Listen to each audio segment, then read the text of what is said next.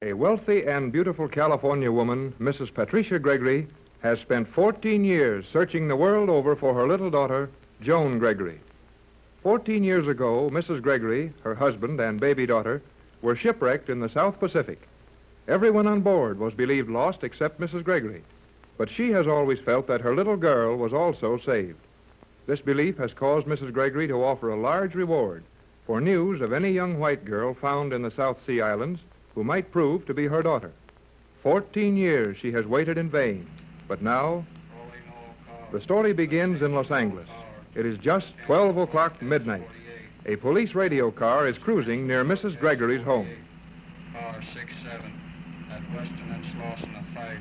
Car 67 at the service station, Western and Slauson, a fight. Car 14. That's us. Let's hear it then. Calling car 14. Car 14 in North Chester Place, near the Adams Street entrance. Investigate a prowler. North Chester Place near Adams. That is all. Cut him off. We'll have a look around.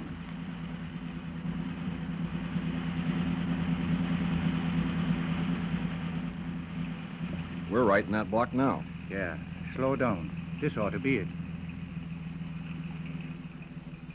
I thought I saw somebody on that lawn there. That's the Gregory place, isn't it? Yeah, there is something moving there. He's up the driveway, right behind him.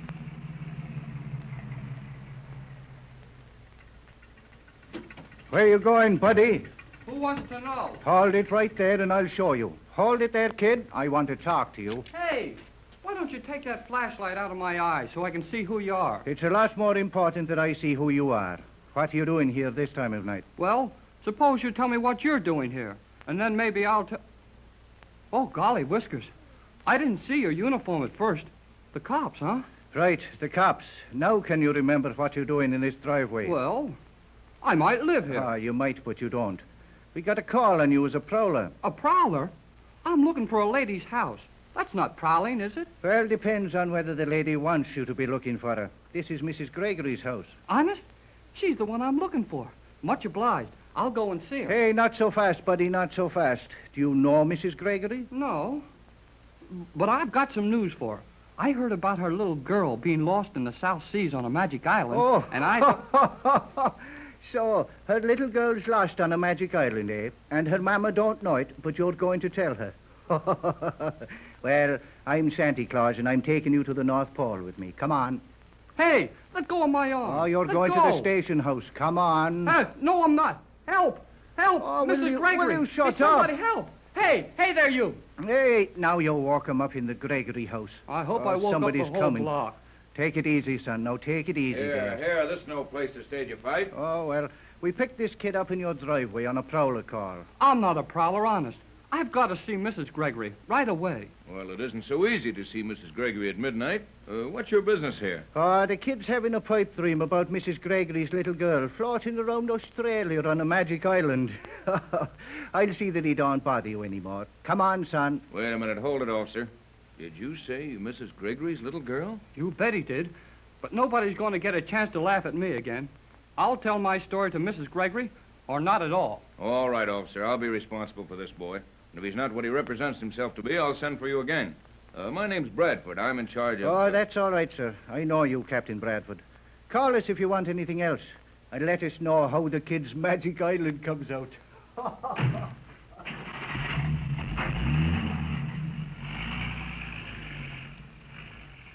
I'm sure glad you came out, sir.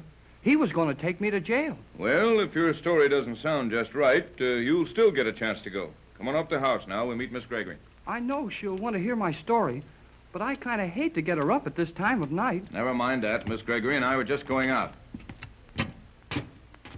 You go open the door there and go right in. I'll follow you. Go on in, kid. But you ought to go in first. I'll be the judge of what I ought to do. Go on in. Now, straight down the hall to that lighted arch. What's going on, Tex? I thought I heard... Oh, Are you Mrs. Gregory? yes, I'm Patricia Gregory. Let's go in and sit down, Pat. I'm anxious to get a good look at this young fellow. Say, Mrs. Gregory, your butler is mighty suspicious of me. Butler.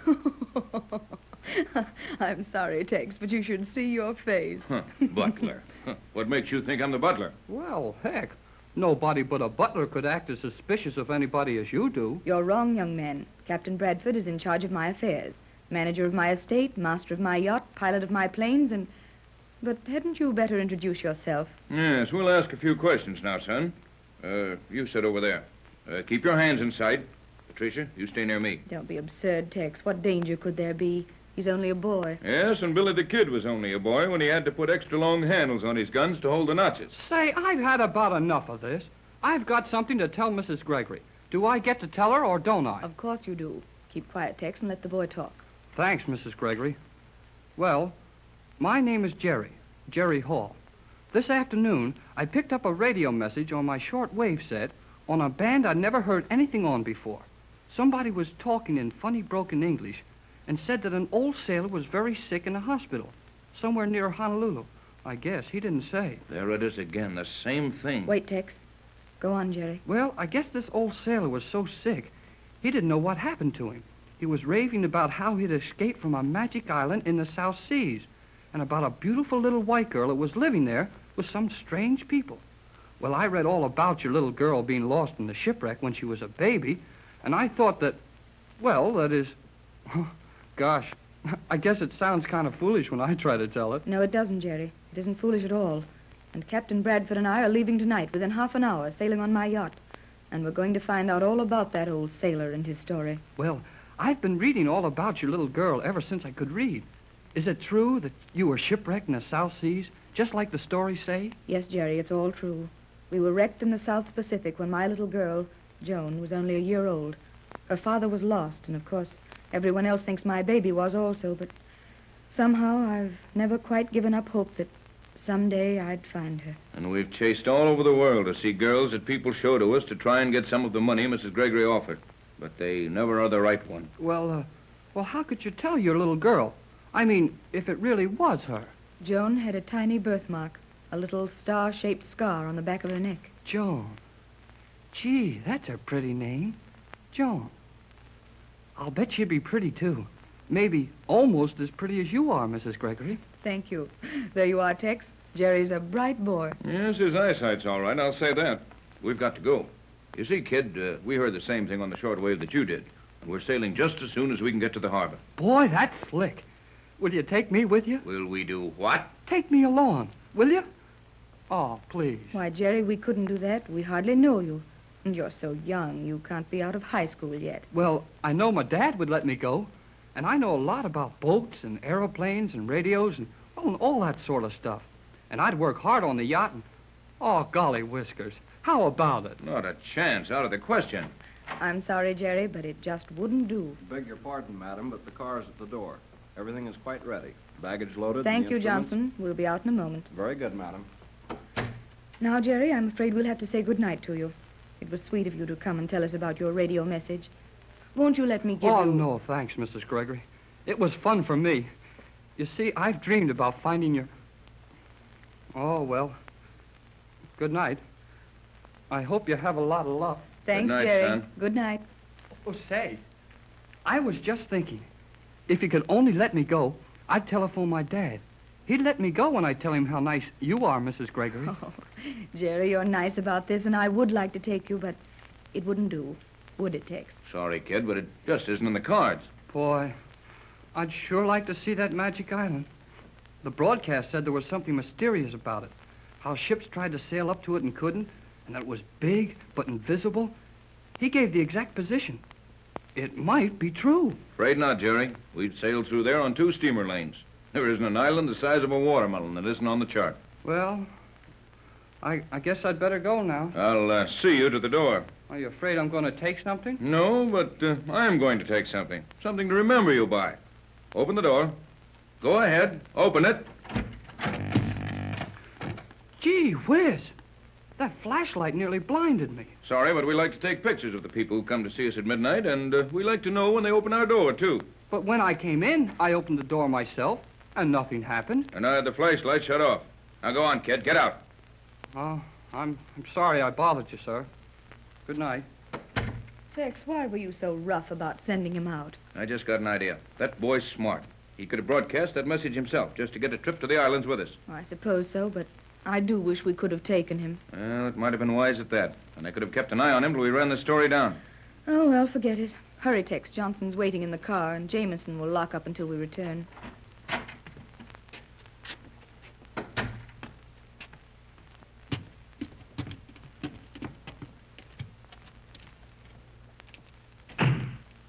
To the harbor, Johnson. And step on it.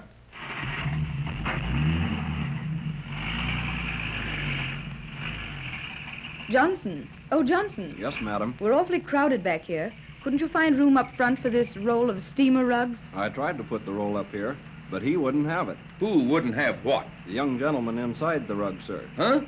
Say, Pat, there is somebody inside this roll. And I can guess who it is. I didn't think you'd find me till we got to the boat, and then maybe you'd take me with you. I ought to wring your neck. Now, Tex. Oh, I know, Patricia, but... Gee, Mrs. Gregory, that's an awful pretty name, Patricia. Oh, now, look. I'm plenty big enough to go with you, and we'll telephone my dad from the dock, huh? How about it, Tex? Nope. Oh, now, Tex. No. You got around Miss Gregory all right, Jerry, but you can't do that to me. Oh, no, sir. I wouldn't try to get around you. I can see that nobody could do that. You're too smart. But I would like to sail with you. I could learn a lot from a man as smart as you are, Captain Bradford. All right, you win, kid. Golly whiskers! To the harbor, Johnson, and step on it. When Jerry Hall went to find Mrs. Gregory's house at 12 o'clock at night, he sure got himself into a lot of excitement and possibly some trouble. A police radio car picked him up as a prowler. But finally, Jerry talked himself into the Gregory house and got a chance to tell his story to Mrs. Gregory and Captain Bradford. It's a wild story and one that few people would believe. But Mrs. Gregory and Tex Bradford are adventurers who live in a world where impossible stories come true. We find the three of them now on the afterdeck of Mrs. Gregory's magnificent yacht, the Joan Gregory. The yacht is well out of Los Angeles Harbor, and the lights of San Pedro are fading astern. It is 2 o'clock in the morning.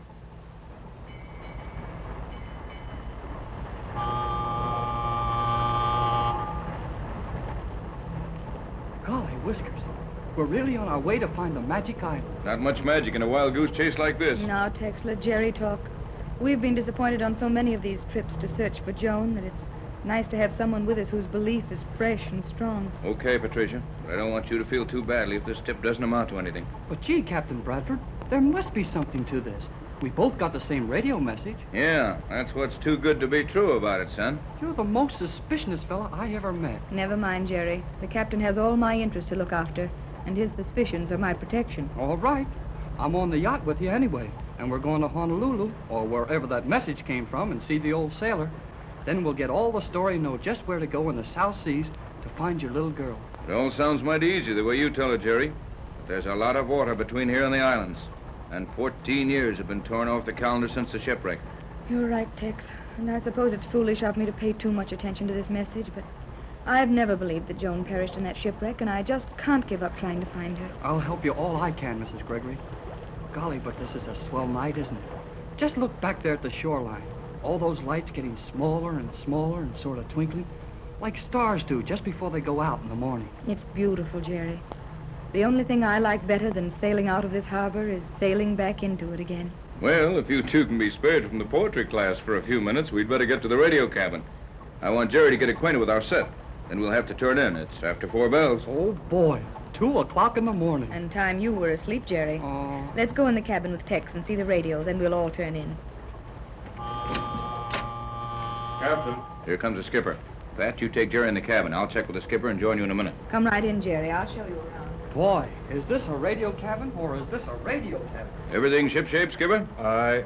We don't know what our course is to be, but for the time being, we're chasing a radio message that probably came from somewhere in the Hawaiian Islands. So just hold a general course on the regular lane until I change it. Aye. We've a new hand aboard. He'll help me with the radio. I'll fix it with Sparks, and he can split a watch with you. Aye. Better turn in now, skipper. You can take over after daylight, and I'll join you in the chart room for some skull practice on navigation to imaginary points. We've got to locate a magic island. Who? All of us. Nuts. Who?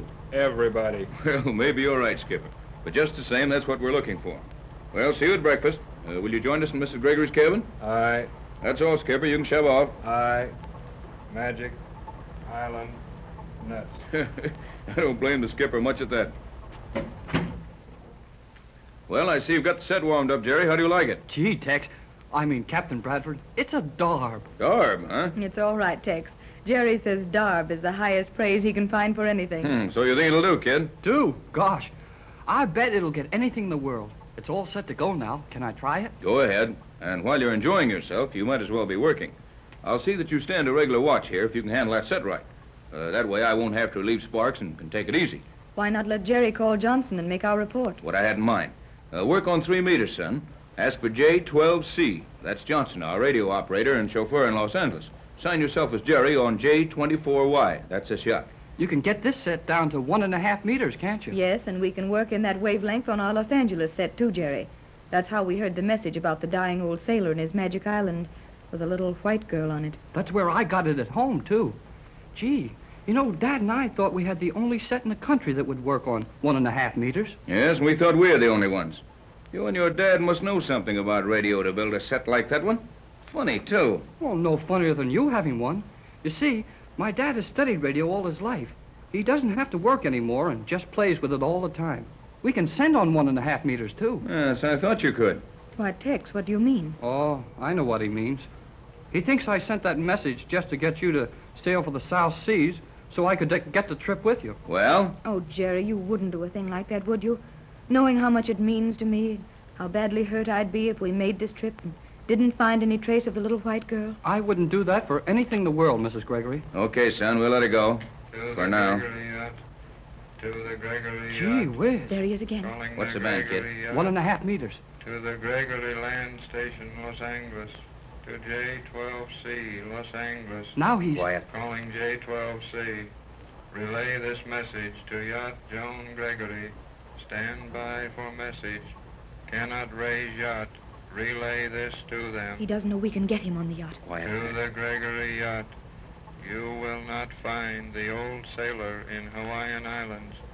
Set your course south. Further directions later. Old sailor delirious. Probably dying. Keeps repeating position of island. Says his diary will tell you white girl living there. Island position. Latitude 29 degrees south. Longitude 124 degrees, 30 minutes west. That is all. Repeat to Gregory Yacht. Repeat to Gregory Yacht. Gee, the same thing. Tex, the position was the same as given before, and the old sailor keeps saying there's a little white girl on the island. Yes, yes. What are you doing, Tex? Checking my directional beam finders. We've got to know where those messages are coming from. There's something wrong with them, all right, or they'd be signed. Why would anybody send a message without signing it, if they were honest? Maybe they haven't got a licensed station. Yes, here we are. He wasn't on long enough for me to get a very long curve on the graph for calibration. But one thing is sure. That message did not come from the west, north, or east. Then it had to come from the south. Yes, recording directional receiver shows only direct impulses. And the only place it was disturbed by those beams was through about a 60-degree angle to the south. That's awfully broad, Tex. If the sender is any distance from us, that angle could spread out to cover thousands of miles of ocean. I know it. But it's 10 to 1 that Johnson got it, too. We can check with him later. You and Jerry stick with this set to pick that fellow up if he comes on again. I'm going to change our course. We're heading south right away. Oh, Jerry, I'm so excited and encouraged about it all. Me too. Gosh, even Captain Bradford seems to be taking it plenty seriously now. That's what makes me so happy. Tex has been through a lot of these things with me. He doesn't believe wild stories very easily. So when he gets excited, it looks as if we had a chance to accomplish something. I've got a hunch we're going to find your little girl, Joan, all right. But what kind of people could she have been living with? I mean, on this island, that wouldn't let the world know all about it before this. There are so many things that might have happened, Jerry.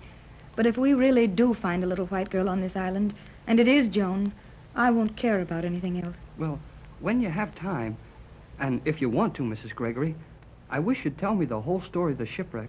I mean, just where it happened and how you were saved when everyone else was drowned. And what made you think your little baby was saved? Of course I will, Jerry, and I'll start right now. We'd been in a terrific storm for days. The yacht we had then was very much like this one, except that it was named after me, the Patricia Gregory. Oh, and this one is named for your little girl, the Joan Gregory, isn't it? Yes. Well, we were making dangerously heavy weather of it, along the 30th parallel, when all at once... Say, wait a minute. The 30th parallel. This radio message. The 29 degrees south. That's near the 30th parallel, all right. Why, Jerry, so it is. I didn't think of it just that way before. There's only about 69 miles between the parallels at that latitude. How about the longitude? This message said 124 degrees and 30 minutes west. That would be about right, too. J12C to J24Y. J12C to J24Y. Is that Johnson? Yes, Jerry, acknowledge him. Hello, J12C. Jerry Hall for Captain Bradford on J24Y. Go ahead, J12. Go ahead. Never heard of you, Hall. We'll talk only to Bradford. Can you beat that? That guy drove us to the boat, but he never heard of me. I'll explain it to him, Jerry. Let me have the microphone. Hello, Johnson. Hello, J12C. Patricia Gregory to Johnson. Jerry Hall is okay. He's the boy we brought with us. Tex is out on deck. Jerry authorized to do relief watch on this set. Confirm receive that. Okay, Mrs. Gregory. Okay, work with Jerry Hall on J24Y. Better get Captain Bradford in cabin for this message. Have important relay for you. That's what we heard direct, I'll bet.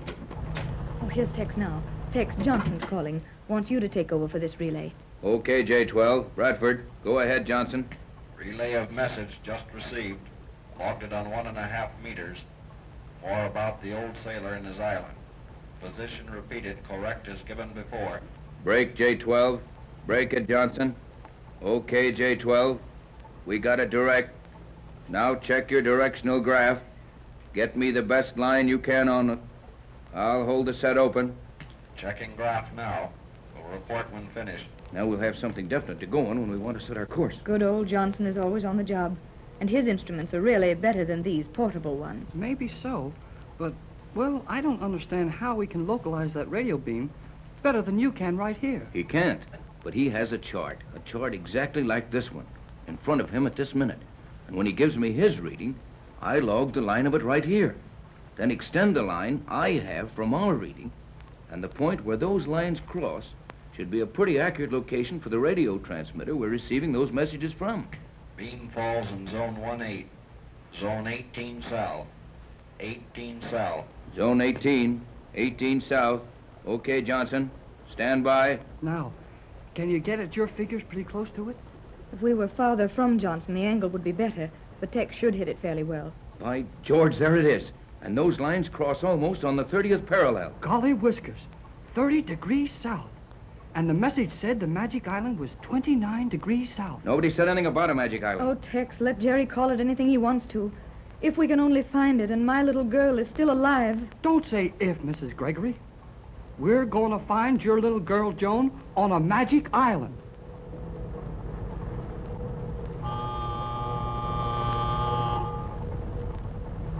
"14 years ago, Mrs. Patricia Gregory's yacht was wrecked in the South Seas.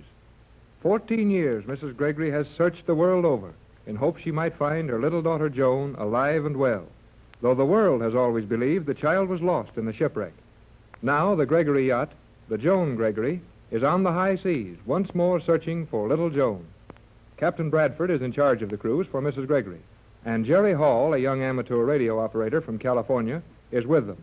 The yacht is 5 days out of Los Angeles, running through the South Seas. We find Mrs. Gregory, Captain Tex Bradford, and Jerry Hall in the chart room on the Joan Gregory. Gee, but it's great to be really in the South Seas with you, Mrs. Gregory. Now that Captain Bradford has quit being suspicious of me. You could hardly blame him, Jerry. We didn't know there was another radio in the country that would receive on that wavelength, much less transmit on it. Oh, forget it, son. I guess you'll do. I only hope we won't be disappointed. If we do locate this island, and if the little girl on it is... Oh, if she only could be my little Joan. Now, Patricia, don't get too worked up over this story. But this is the real thing. I know it is. Nobody would make up a story like that about your little girl. And look at the way those mysterious radio messages have kept coming in every day we've been at sea. I know, Jerry, but people have made up some wild tales to try and get some of my money. You know, I've offered a big reward for news of Joan. It's swell you named this yacht after her. I've thought and prayed of nothing but Joan for 14 years. Now, I may be near her at last. Well, if there's any truth in this story, we'll soon know it. We're about 4,000 miles from Los Angeles. Are we getting close to the island? We're getting close to the spot on the chart where the old sailor said the island was, if that means anything. We've just got to find an island where he said it was. But the chart shows there isn't an island anybody could live on within 100 miles of the position the old man gave. Right, Jerry, and the chart is probably correct. We'll keep looking around. A lot of ocean in this vicinity. And if there is such an island... Tex, you do think there's a chance, don't you? Now, don't get your hopes up. There's always a chance of anything happening in the ocean. Come in. Come on in, Skipper. What's on your mind? Radio. What about the radio? Message. What about? Sailor. Let's have it quickly, Skipper. More news about the island? No. Come on, Skipper, out with it. What about the old sailor? Dead. Dead. Dead? No more news, eh? Nope. That all there was to it? Yep. Then we know as much as the old sailor will ever be able to tell us about his magic island and the little girl on it. I'm afraid so, Mrs. Gregory. But if the old man told the truth about the position of the island, we can find it easy enough. That all, Skipper? Nope. Got something on your mind? Yep. Let's have it. Come. Me? You. I'll be with you in a minute, Skipper. We've got a little work to do on this chart now. Now. Important? Very. Okay, you and Jerry work on that chart, Pat. I've got to go up on the bridge with the skipper. Gee, Captain Bradford's sure a dandy fella, isn't he?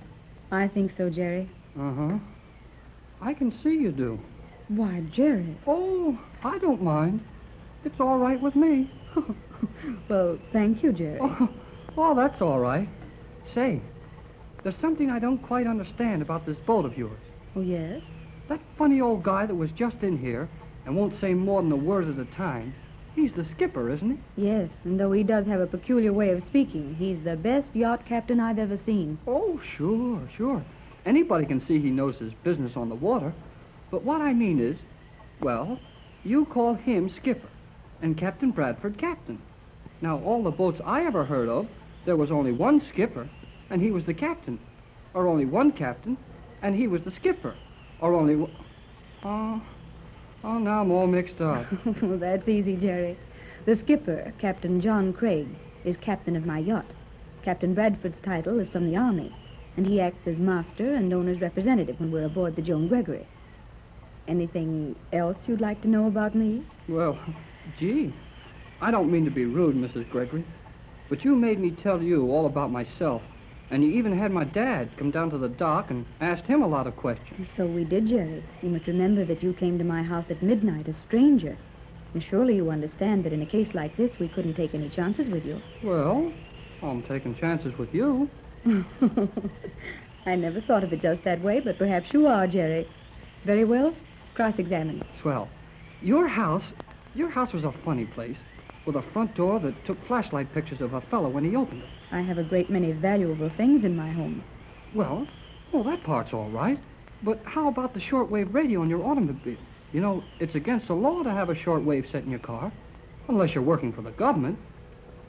Say, are you a G-man? No, I mean a G-lady? I'm afraid I can't answer that, Jerry. At least not until we know you a little better. In the meantime, you can safely look to Captain Bradford for all your orders. I'm glad to get that much of it straightened out anyhow. And now that you're satisfied as to my offices, we'd better study this chart as Tex told us to. May I ask you just one more thing about your little girl? Of course. Well, nobody knows exactly what she looks like now. But I've been thinking about that picture you showed me of yourself. You know, taken when you were about the same age Joan is now. Don't you think she would most likely look like that picture? Why, I suppose she might. Why do you ask? Well, to tell you the truth, Mrs. Gregory, I've been hoping she would look exactly like that picture. Uh-huh. Then if she'll only grow up to be as pretty as you are now, well, it's kind of nice for a fella to know what his girl is going to look like when she gets older. Jerry, you're way ahead of yourself, I'm afraid. Why, you're just 16 now, and Joan would be barely 15. Well, 16's pretty old. I guess I know what I want. And when we find Joan, well, you see, I'll show you. Oh, Jerry, you do help me a lot. I've been rather hopeless and doubtful about it all. You seem to be just taking it for granted that we're really going to find my little girl. I've got a hunch. And when I get a hunch, everything's gonna come out slick. Oh, Tex. What did the skipper say? What's wrong? The storm getting worse? Sounded like it when you opened that door. But the boat isn't rolling any more than it was. Oh, Tex, what is it? You look so... Has something happened? I don't think so yet. But if it hasn't happened, something is going to happen. What? The skipper took me up forward and showed me, well, things I'd never seen before. Is the storm going to be a bad one? Oh, that wouldn't make Tex act like this, Jerry. He's been through a lot of storms. But this is different. This is one storm we can't go through. What? Well, what do you mean, sir? Just what I said, son. And if it doesn't make sense to you, then we're in the same boat.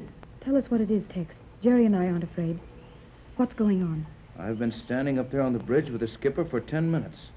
The bow of this boat has been right up against what I'd call a heavy bank of fog, and there we stay. Is the wind so high we can't make any headway? Did you ever see a bank of fog stand? Stand perfectly still in that kind of a wind? Tex, what are you getting at?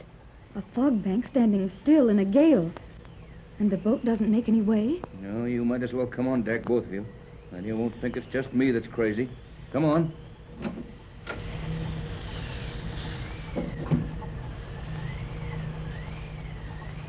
Now, come up forward and see it for yourselves.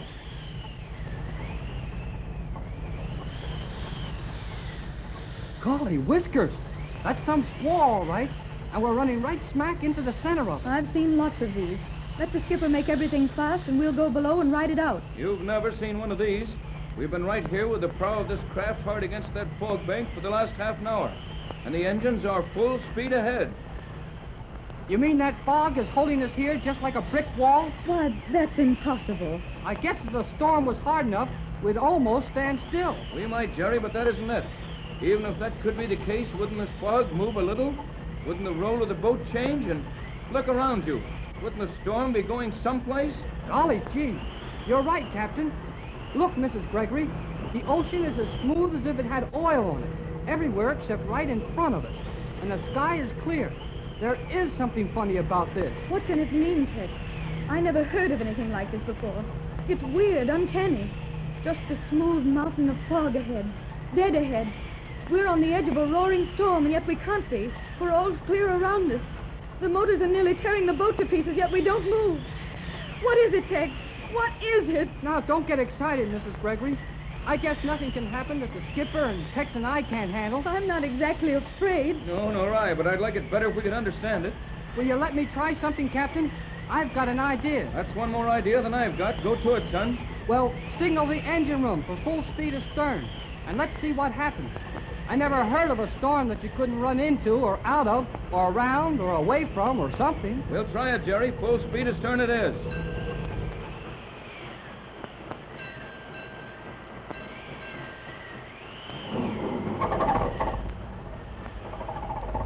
Now they're coming. It's pulling hard astern now. But we don't move. The yacht acts as if she was tied up by the bow. We don't move, Tex. We don't move. Steady, Pat. Don't go to pieces. Well, Jerry? That didn't do any good, did it? I give up. There must be something to do. This can't be real. Gee, that's funny. The storm stopped. And the engines have stopped. Everything has stopped. Why, there isn't a sound. That fog is standing perfectly still and straight, like a gray cement wall. Only a little tiny piece of fog floating off into the still air. This is getting kind of spooky, isn't it? There's something mighty wrong here. I don't like it. But what can we do? Yes, Skipper, what is it now? Stopped. What stopped? Everything. Generators and everything in the engine room? Everything. I'll get on the radio and see what I can raise. Stopped. Well, we can run it from the batteries. Dead. Battery's dead, eh? Then every instrument on board is stopped. You stay here and stand watch, Skipper. Hold the crew ready. I've got an idea. Come back in the chart room, Pat. You too, Jerry. All right.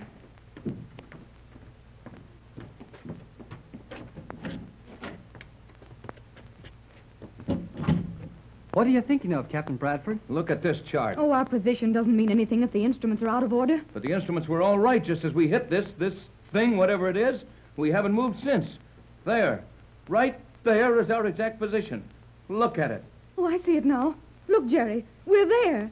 This is the spot. Then our position is right. The old sailor said, yeah, the ship won't move. That bank of fog. Sure it is.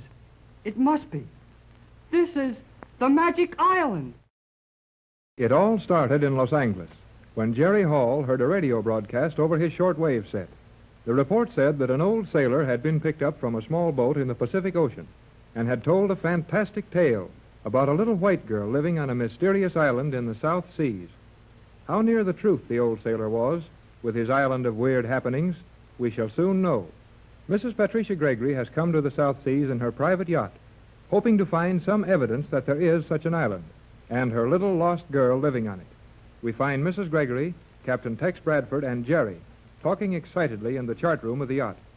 Now, take it easy, Jerry. There's no such thing as a magic island or a magic anything else that I ever heard of. Then how do you explain the yacht being stuck for an hour, held right here by a bank of fog? We can't go forward or stern, and every instrument on board is dead. Jerry's right, Tex. There's more to this than just a storm or a fog or well, there is. All right, all right. Now, Patricia, you just hold everything while we look this over. I don't want you to get your hopes up too high about this thing. But this mysterious fog bank is right on the spot where the old sailor said the island was. That's the whole trouble, Jerry. All we've got to go on is what some old sailor said. But the radio report said he'd been a junior officer and a navigator. Sure. He'd know about the position being correct and all that. If he was in his right mind, yes. Don't forget that he was an old man, sick and delirious, nearly dead from exposure and fatigue. When he was picked up out of the open sea, he had no map, not a scrap of paper to verify the position. But it said he left a diary on the Magic Island and that he kept it carefully for every day he was there. Then why did he leave this diary on the island? Well, maybe he was a prisoner there and had to leave without taking anything that belonged to him. Oh, stop romancing, Jerry. You're raising Mrs. Gregory's hopes too high. She's been disappointed so many times in all the years she's been trying to locate this girl. I know that. But this is near the spot where you were shipwrecked 14 years ago, isn't it, Mrs. Gregory? It couldn't have been very far from here. I remember our position so clearly. Well, the old sailor said we'd find something mysterious when we got to this spot. Well, gosh, that fog bank is mysterious enough, so part of the story is true anyway. And if that much is true, why can't it be possible that Joan, my little girl, is on the island? We've got to find out right away. All right, the yacht won't move and the fog won't move. If there was an island behind that fog, we couldn't get to it. I know one thing we haven't tried. Oh, then let's try it. Try anything, only do something. Captain Bradford, you told me that ray generator thing of yours would penetrate fog, didn't you? Why, of course, Tex. You've been waiting a year for an opportunity to try your fog-penetrating machine. We can look right through the fog with that, can't we? Well, we could if we could use the machine. Oh, golly whiskers, that's right. The machine won't work. No generators. Won't the batteries pull it? They would, but they're dead, too. But we just can't sit here and do nothing. Oh, I'm sorry, Pat, but there doesn't seem to be anything else we can do until that fog lets go of us. Now, look, fog can't hold a big boat. That doesn't make sense to me. No, it adds up wrong for me, too, boy, but there it is. The bow of this boat is held tight against a bank of fog, just as solid as if we were anchored to a concrete wall. The engines won't push us through the fog, and they won't pull us off the fog. Every instrument on board is dead. Even the radio tubes are paralyzed. Then there's only one answer. Electricity of some kind. But where would the electricity be coming from? No good, Jerry. We might be over a magnetic field of some kind that would throw the instruments out of order. I've seen that happen in a lot of places. But enough real electricity to hold a heavy boat powerless? No chance. Oh, yes, Skipper? Hurry. What's up, Skipper? Loose. I think we are myself. Drifting. We're drifting, Skipper. The yacht's loose? Yep. Get the engineer, quick. Full speed astern. Hold her there till we get away from that fog, or whatever it is. Aye. Come on, folks, let's go topside. Oh, boy. This is sure swell. It's certainly uncanny enough, Jerry.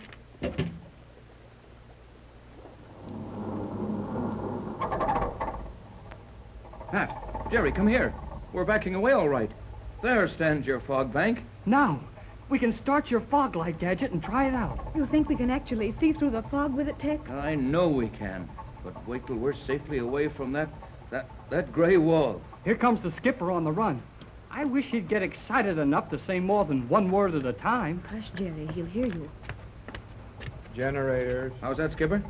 Generators. They working all right now? Aye. Then the other instruments ought to be all right, too. Let's check our position again. Checked. Good old Skipper. Where are we? Here. Oh, we know that, but where's here? Here, show us on the chart. The exact position is important, you know. Here, Jerry, help me hold this chart still. There. Look, Mrs. Gregory. We're right where the old sailor said we'd find the magic island. Everything working now, Skipper? Is the radio okay? Aye. Thanks, Skipper. Hold her steady now. Just keep the motors idling. If we drift away a little, let her drift. Aye. Can I try the radio now? No, Jerry, let's don't call anybody in yet. No, Jerry. If we have found something unusual, let's work it out for ourselves. Oh, heck. I'm sorry. But I just thought of starting the radio. Well, let's try my fog ray first. I've got my doubts about that thing over there. You and Pat stay here and watch that fog to be sure it doesn't disappear on us. And wake us up out of all this nightmare. I'll get my machine. Gee, Mrs. Gregory, this is wonderful, isn't it? Just like a fairy story, Jerry. And I'm so happy. I can't explain why. There isn't any real reason for it yet, but my little Joan seems so close now. For 14 years, I've never lost hope that she might be alive and well somewhere. And now... Oh, Jerry, if it could only be. I know how you feel, Mrs. Gregory. Kind of empty one minute and full up the next. Like an elevator running up and down in your windpipe. I couldn't have put it just that well, but that's exactly the way I feel. Come over here, kid, and give me a hand with this thing. Coming up, sir. Boy, that's a heavy contraption. Captain Bradford has been working on it for years, and he expects it to do anything with fog. Yes, it does work in fog. You know it does, Pat. Didn't we use it off San Pedro and see right through the fog? When it was so thick the pelicans were using foghorns? I don't remember the pelicans, Tex. Well, I'll show you in a minute. Here, loosen those wing nuts there, kid. Aye, aye, sir. And don't you mind Mrs. Gregory, Tex. She's only kidding you because she's nervous, and she's just got to do something. You're a sweet boy, Jerry. You do understand, don't you? Well, I know how you feel. She's my girl, too, you know. Will you two quit talking about something that hasn't happened yet and lend a hand here? We're about ready to try it out now. Our fog bank hasn't run away on us, has it? Looks just like it did when we ran into it over an hour ago. Run in the cabin, Jerry. Take this line and cut it into the power plug, will you? You bet I will. Oh, Tex, maybe there is an island behind that fog. The old sailor could have been right, you know. Hurry and try it. The tubes are warming up now. It'll be ready in a second.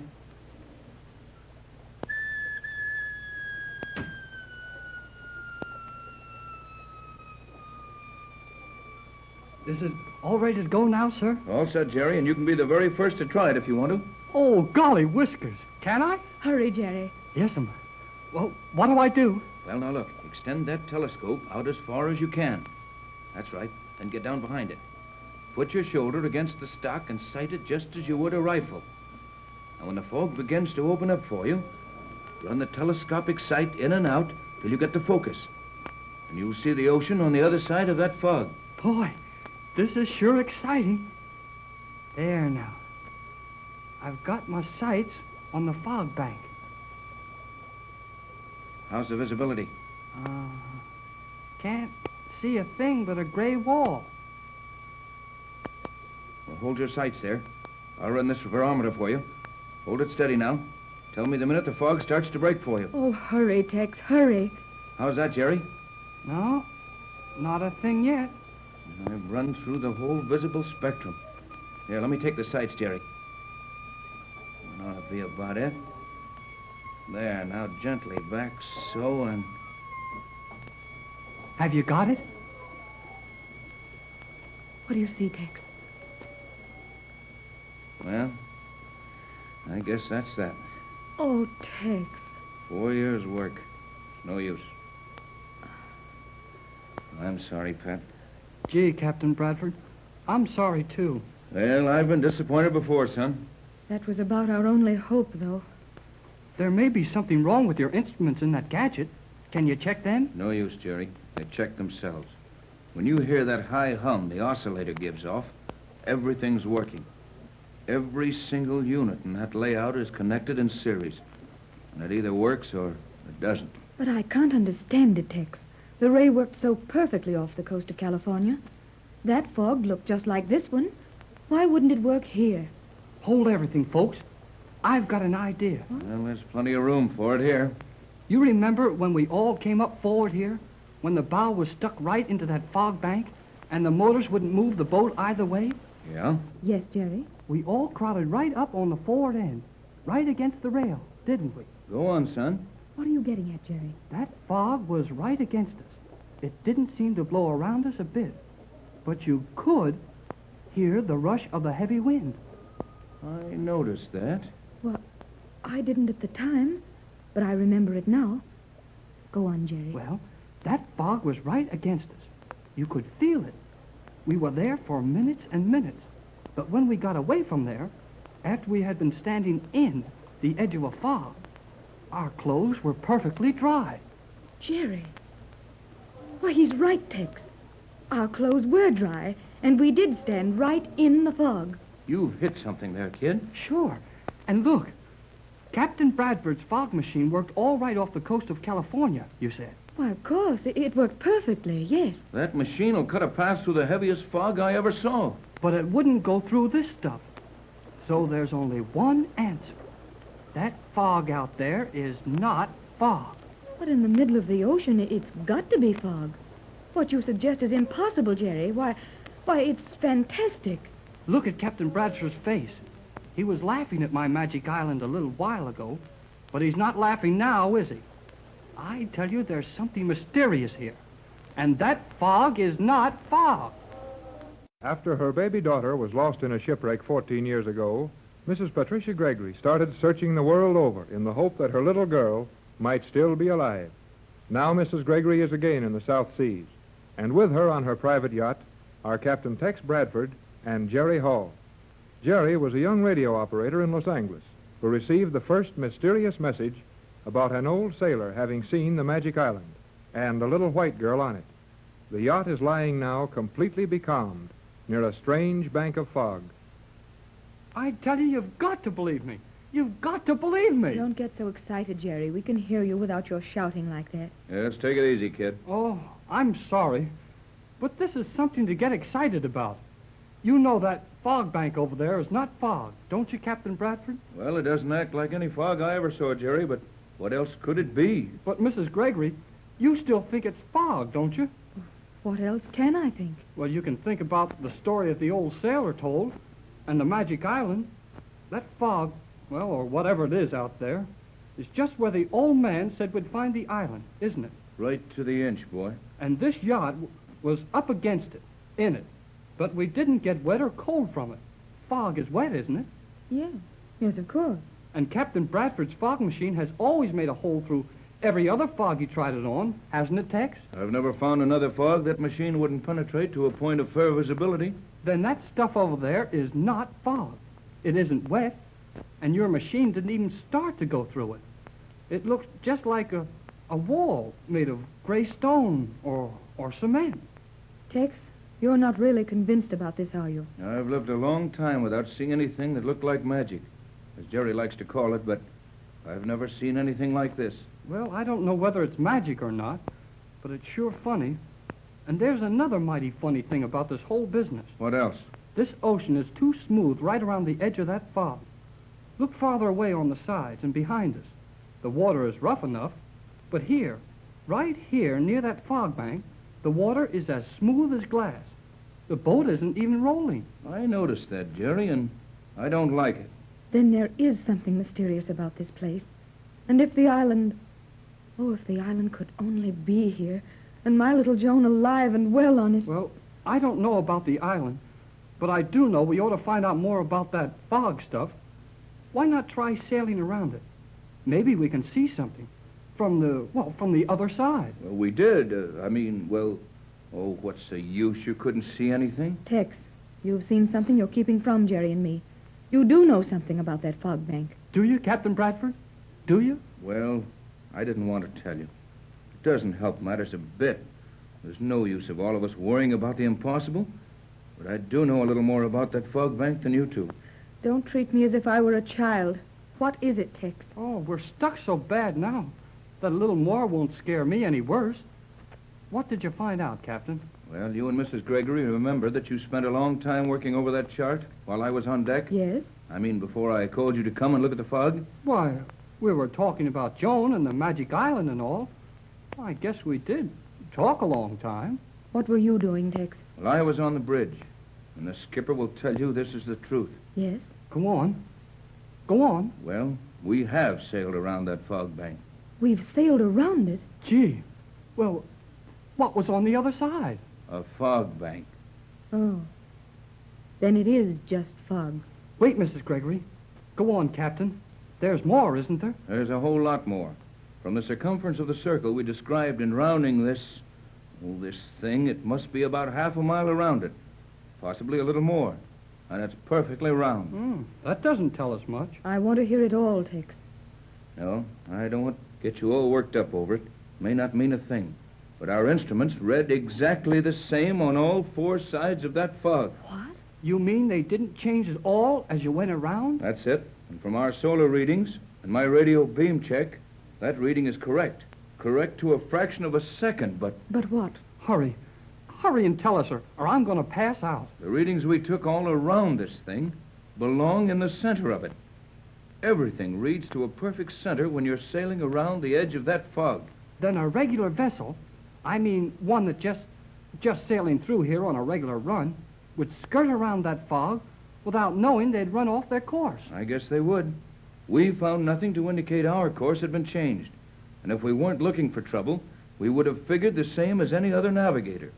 That we were just passing a small fog bank and not being compelled to follow a distorted curve around it. Then that means just one thing. There is something behind or in that fog. Something. And that something is... I'll bet it's the Magic Island. Oh, golly whiskers. We're here. We found it. Gee, Mrs. Gregory. Now we'll get your little girl back. Not so fast, son. Even if there is an island there, what can we do about it? The yacht won't go through the fog. We tried that. Then let's figure why it won't go through it. That's out of the question, isn't it? Nothing is out of the question with Tex and I to figure things out. Well, just leave me out of that, Jerry. You figure this yourself. I'm stuck. Well, if we can't sail through it, there's something funny about it. And something funny about a fog means it's being done on purpose. Jerry, you mean it isn't just a natural phenomenon? That the fog is man-made, controlled? How about those instruments, Captain? And the fog holding the boat just like a magnet. That's it. Magnet. Oh, giggling goldfish. Why didn't I think of that before? That fog is magnetized. That's my idea, boy, but I hated to make such a wild statement. Well, that sounds possible. There are a great many magnetic deposits and formations in many parts of the world. But don't you see, Mrs. Gregory? We don't mean a magnetic field that just happened there. That fog has been magnetized by somebody or something. Do you think that's possible? You're not just excited and running away with yourself, Jerry. Well, if he is, I'm running way ahead of him. Patricia, that fog bank is not ordinary fog. It's magnetized as surely as we're standing on this yacht looking at it. And there's probably an island hidden in it. Well, but Tex... And that's not guesswork. It's a scientific probability. What else would have held our boat against that fog but a powerful magnetic force of some kind? And what else but a magnet? And a magnet with somebody running it would have turned the boat loose when it got ready. Why, it's thrilling. But it's terrible, too. What can it mean? It can mean we're up against the greatest piece of electrical or chemical wizardry this generation has seen. And we're going to see all of it. Where do we start, Tex? Start guessing, and as if you've done pretty well so far, Jerry. Suppose you take the first guess. Well, isn't it better to do something you're sure of than it is to guess? What can anyone be sure of in these weird circumstances? Got something definite in mind, son? Well, we can see what's inside that fog ring. If the little plane lashed to the deck, we'll fly over it. Of course. Why didn't you think of that, Tex? I did, but it'll take an hour to assemble the wing spread, lower to the water, and get ready for a takeoff. By that time, it'll be pretty dark. I don't like to try getting the plane back on board at night, except in an emergency. Golly whiskers. Here you've got a magnetized bank of artificial fog right under your nose, and a magic island, and a... Well, how much do you need to make it an emergency? Well, I meant a matter of life and death. That island, if it is inside the fog, has been there a lot of years. And it won't run away tonight. Then we can't do anything until morning? Oh, I guess not. Say, I've got it. I'll swim ashore. That's it. You'll do everything else, boy. You can't do that, Jerry. I'll bet I can. And I bet I'll get through that fog, too. I won't wear anything that a magnet will hang on to. And after you get through the fog, what then? What do you mean? What then? Mrs. Gregory and I are outside with the yacht. And if anything should happen to you, we couldn't get in there. Why not try shooting through the fog? No, you might hit... Of course, I mean, if this really is the island we're looking for, Joan might be hurt. Oh, yeah, I'm sorry. Well, I guess we'll have to wait till morning. I've got one small idea. Let's see. Skipper! Aye. Will you step up forward here, please? Aye. Now, Jerry, I want you to go into our cabin. Get that long black case, the one that looks like a violin case, out of the instrument locker. Bring it here and handle it as if it were eggs. Right away, sir. I'll get it. Sir? Skipper, the swell is rolling heavier now. We can't use the motors to hold our position, as I need all the power in this cable here. Will you try for a good anchorage so I can cut all the juice away from the engine room? Sounded. Well, 3 fathoms? Aye. Can I help, Tex? I'm so nervous, but for once I seem to be helpless. I'm sorry I've always been able to think with you before, but no, I understand, darling. Tex, I didn't say anything. I know you didn't, but I'm glad you said it. Oh, I suppose I shouldn't have. You shouldn't, and I've been waiting years to hear it. Patricia, Here's the case, Captain Bratt. Oh, golly whiskers. I guess you forgot the case, didn't you? I'll go back and bring it in again if you want me to. No, Jerry, you just rescued me in time. You don't yell for help very loud, do you? Now, Jerry, come on. Let's hook up the machine. Break that cable. Bring the shielded lead plug over here while I open the case.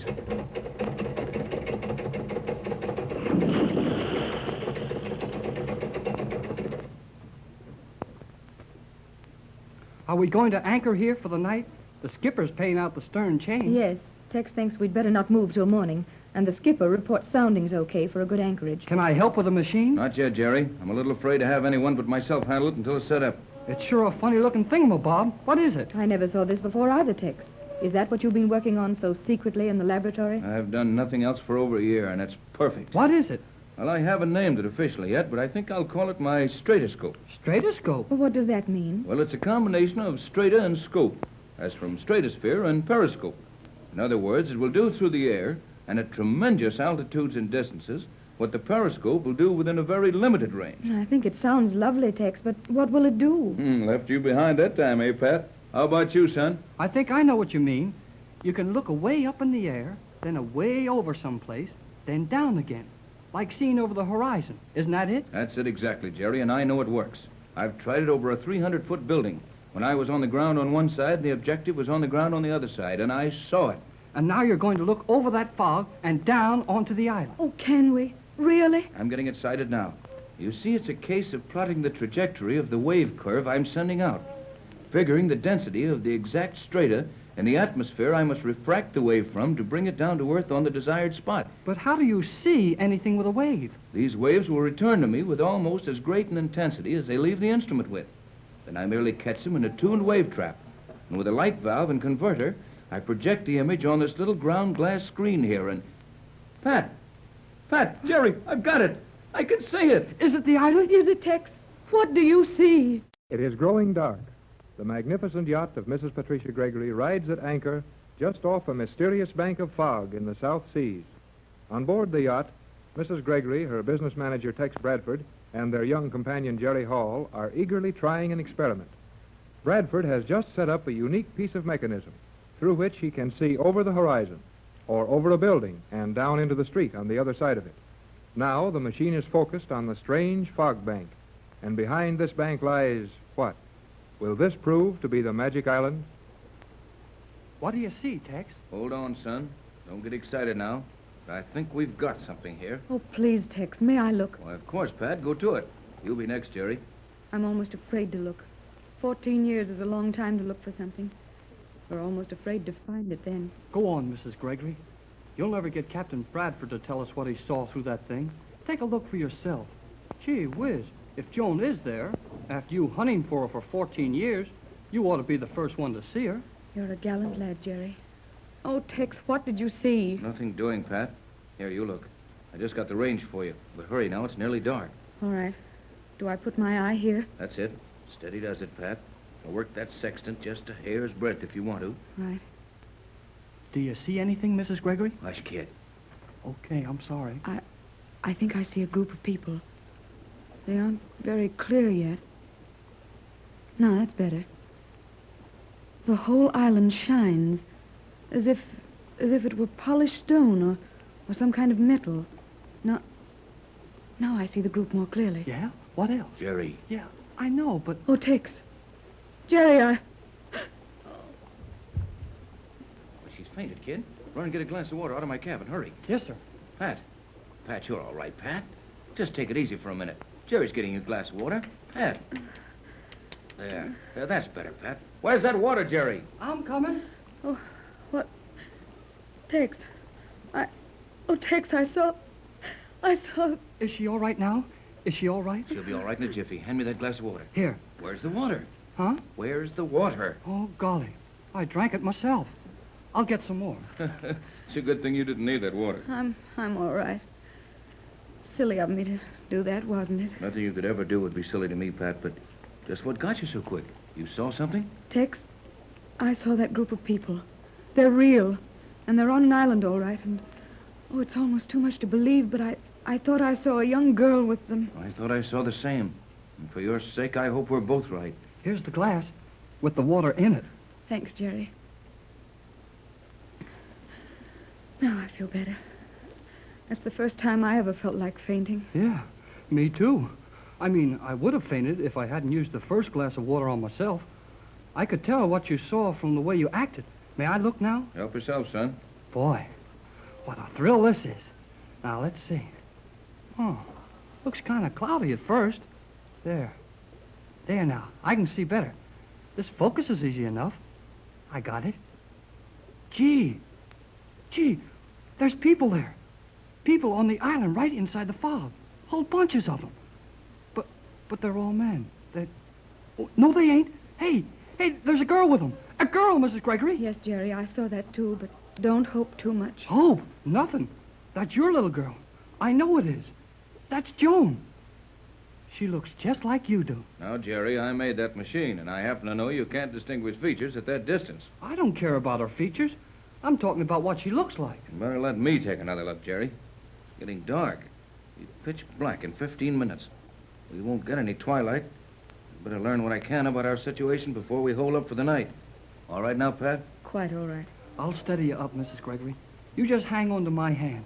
I'm not nervous anymore. Thank you, Jerry. What do you see, Captain? There's a group of people on the island, all right, and... Well, now, there's a funny one. They seem to be pointing something at us. Bet they're gonna shoot. Let's duck. Oh. No, looks more like a telescope. There's something like that, and they know how to look through that fog. They see us all right. Some of them are waving their arms and pointing at us. Well, we sure couldn't see anything through the fog. Good thing you had this machine for reflecting your rays against the air over the island and looking down on it. From the way they're acting, it's obvious they see us and see us plainly. Is there any danger, Tex? I think not. At least not so long as we just ride at anchor. Here, say something's happening. What are they doing now? They are not doing anything. At least not anything I can see, but the fog is. I've got it. They figured out that I'm watching them by means of rays refracted over the top of that fog. So they're closing it over the top. Closing what over? The island. All of it. You were right, Jerry. That fog is artificially made and perfectly controlled. Now they're covering up overhead with it. I can hardly see. That's all for now. They put a perfect roof of fog over that whole island, and it didn't take them more than 30 seconds to do it. Then they did know we were watching them. Sure enough. What do you think we ought to do now, Tex? Nothing. Just nothing. It's nearly dark. There's no reason to fear anything, and they can't watch us any longer. I'm getting a little chilly. Probably just nerves. It's anything but cold this evening. Yeah, we'll go in the radio room and sit down and talk this thing over quietly. Now, you're doing splendidly, Pat. I know what a strain you must be under. This would be a strain for anybody. I'll go ahead and open the door.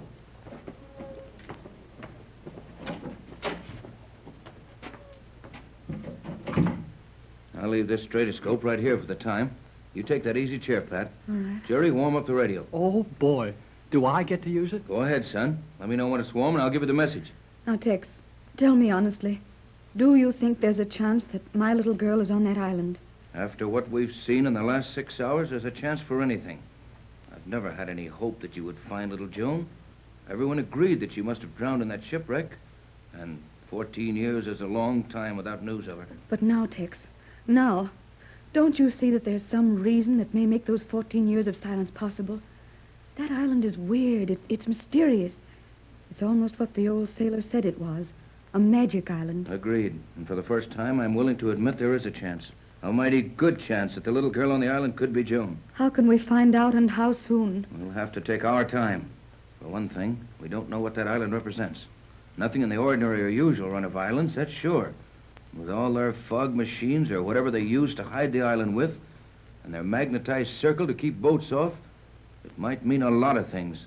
And they're most likely all bad. I've got the set ready, Captain. What's the call? Call Johnson at J12C as you did before.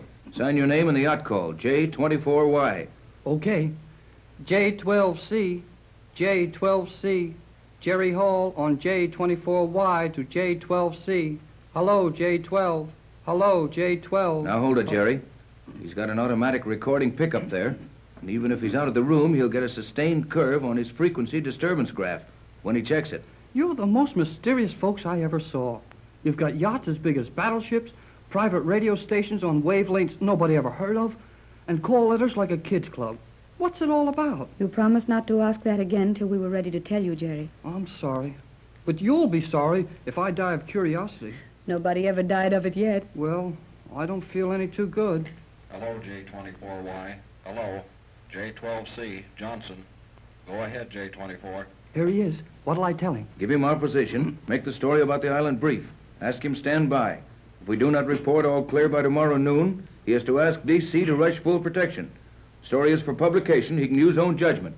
Shoot it, kid. Right. Hello, J12C. Jerry Hall for Captain Bradford on J24Y. Are you ready? Go ahead, Hall. Go ahead. Located island, surrounded by fog camouflage. Standing by for daylight to try landing. Boat held off this evening by magnetic ring in ocean. Probably 100 yards offshore. Our position is latitude 29. Hurry. What's the matter, Skipper? Danger. What kind of danger? Drifting. Drifting? Well, what's the matter with your anchors? Dragging. Dragging the anchors? I don't hear any wind. What's going on? Hurry. Do I keep sending? Stay right in there, son, no matter what happens. Stay with that radio and report in full to J12. Come on, Pat, we'll look around. Are you still there, J12C? Hello, J12. What happened? I can hear you very faintly, J24. Go ahead, Hall. The boat is drifting. Captain Bradford and Mrs. Gregory have gone on deck with the skipper. No wind, calm sea, anchored in 3 fathoms, but drifting, dragging the anchors, no reason for it. Stand by for emergency flash.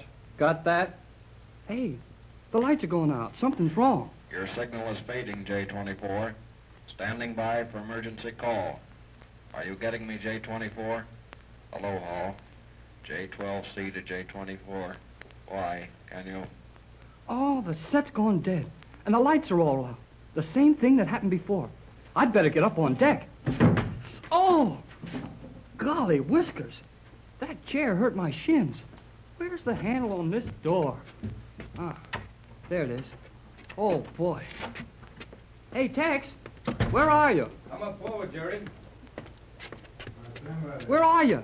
I can't see a thing. Right here, you nearly bumped into us. Your juice quit on you, didn't it? Yeah, same thing we had today? The skipper's working with the crew to get out a spare anchor over the stern, but we're already dragging 2 of them. Well, if it wasn't so dark, we might see what's happening. All we can see is a funny gray color, and you can't see much of that. Tex, Jerry, I think I can smell something unusual. Huh?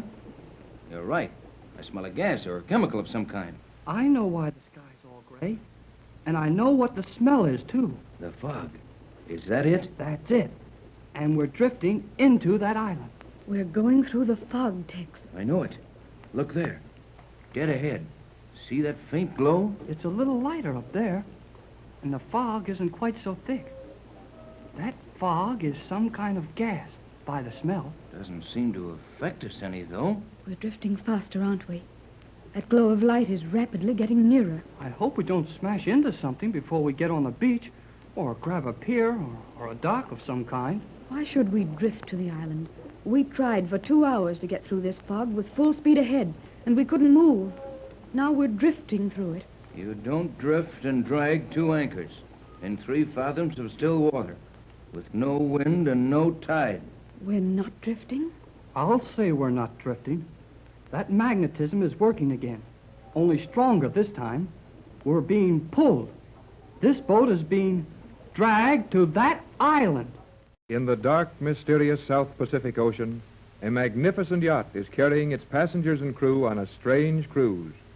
Jerry Hall has joined Mrs. Gregory and Captain Bradford on the Gregory yacht to aid in the search for Mrs. Gregory's little girl. Lost at sea when a baby, the girl has been reported living on a mysterious island. The yacht was anchored off a bank of what appeared to be fog, but was not natural fog.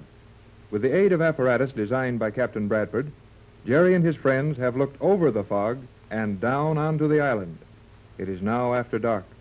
The yacht is being drawn through the weird ring of fog, drawn without a sound toward the magic island. But Jerry, how could we be pulled to the island by the same magnetic force that was pushing it away from it an hour ago? Well, you see, Mrs. Gregory, magnetism works both ways. Maybe I can't explain it right, but anyhow, a magnet can either be fixed to attract or repel. Is that what I'm trying to say, Captain Bradford? Well, at least you're heading in the right direction, Jerry. It's a poor electrical engineer that can't do tricks with an electromagnet and plenty of power. Electrical engineer? I thought we'd find a tribe of savages on this island, if we found anything. Yeah, that's what I figured, too. That old sailor, you know, who lived on this island or visited or something, and then got away, he reported that he'd seen a little white girl living here with a strange race of savage people. Well, I'm not so sure of that, son. Remember, we got the story over our shortwave in Los Angeles. At the same time, you got it over yours. And if I remember rightly, the report said a strange race of people, not a savage race. Tex is right, Jerry. It did say a strange race. Of course, we naturally thought of savages as the only sort of people who might be living unknown to the rest of the world. Well, we know now that the people who made all these scientific things we're running into are not savages. It looks to me like they know a whole lot of things we don't. No doubt about it. And while we just stand and talk on this deck, a heavy yacht with 800 horsepower motors is drifting helplessly into something we know nothing about. Well, let's quit talking and do something. We're drifting into that island pretty fast now. We're inside the fog ring now. Oh, if only it wasn't dark. We'll hit the island pretty soon. But, well, we're going slow. I guess it won't hurt the boat. There's not a sound from anything. Can't even hear a ripple of water. This water is oiled or treated with something to hold it still on the surface. I can see a little light ahead. There's a yellow glow all over in front of us. Nothing we can see distinctly, though. We're slowing up. The boat is barely moving. Look, Tex. Can you see an outline there? Where? No. Where, Mrs. I Gregory? think not. Just off the port beam, Jerry. No. I don't see anything. I do now. You're right, Pat. Look over here, kid. There's an arm jutting out right alongside the rail. Golly, whiskers. It looks like a dock. We're drifting right up to it. Not drifting. Don't forget, son. We're being pulled. That light ahead is getting more distinct. I can make out the shoreline now. Funny shoreline. It looks so straight and smooth. See? See, it's shining in that yellow glow. Hold it. Quiet, both of you. Not a sound.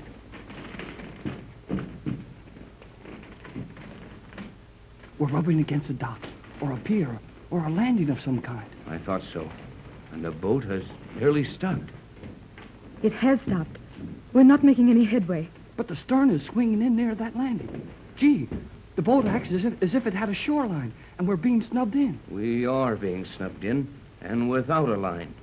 This yacht is being warped against that dock by the same force that pulled us through the fog bank and into this shelter. But why don't we see somebody or something? Or hear something. Gosh, any kind of a noise would sound good right now. Hey, we stopped. We're hard against the thing on the port beam. Yes, we're here.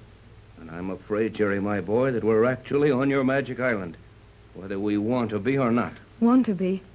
Why, Tex, we've come thousands of miles to find this place. And my little girl. Do you think we'll really find Joan here, Captain? like the old sailor said? We're liable to find most anything here. Then let's start looking for it. You better go into your cabin, Pat, and stay there while Jerry and I have the first look around. I should say not. Wherever you two go, I'm going. Where are we going, Tex? We're going to step out on that dock, or ramp, or whatever it is, and see what happens. Oh, boy. Let's go. Steady, son. You go back and tell the skipper to stand by. Tell him he can quit worrying about his anchors. We're fastened to this island until someone else wants us to go. Yes, sir. And Jerry, tell the skipper to look sharp and give us a signal if anybody boards him. I'll be right back, sir. Oh, Tex, what do you think we'll find here? What's going to happen? What manner of people live here? Hold on now, Pat. You know as much about all that as I do. We'll just have to ease ashore and keep snooping around until we find something.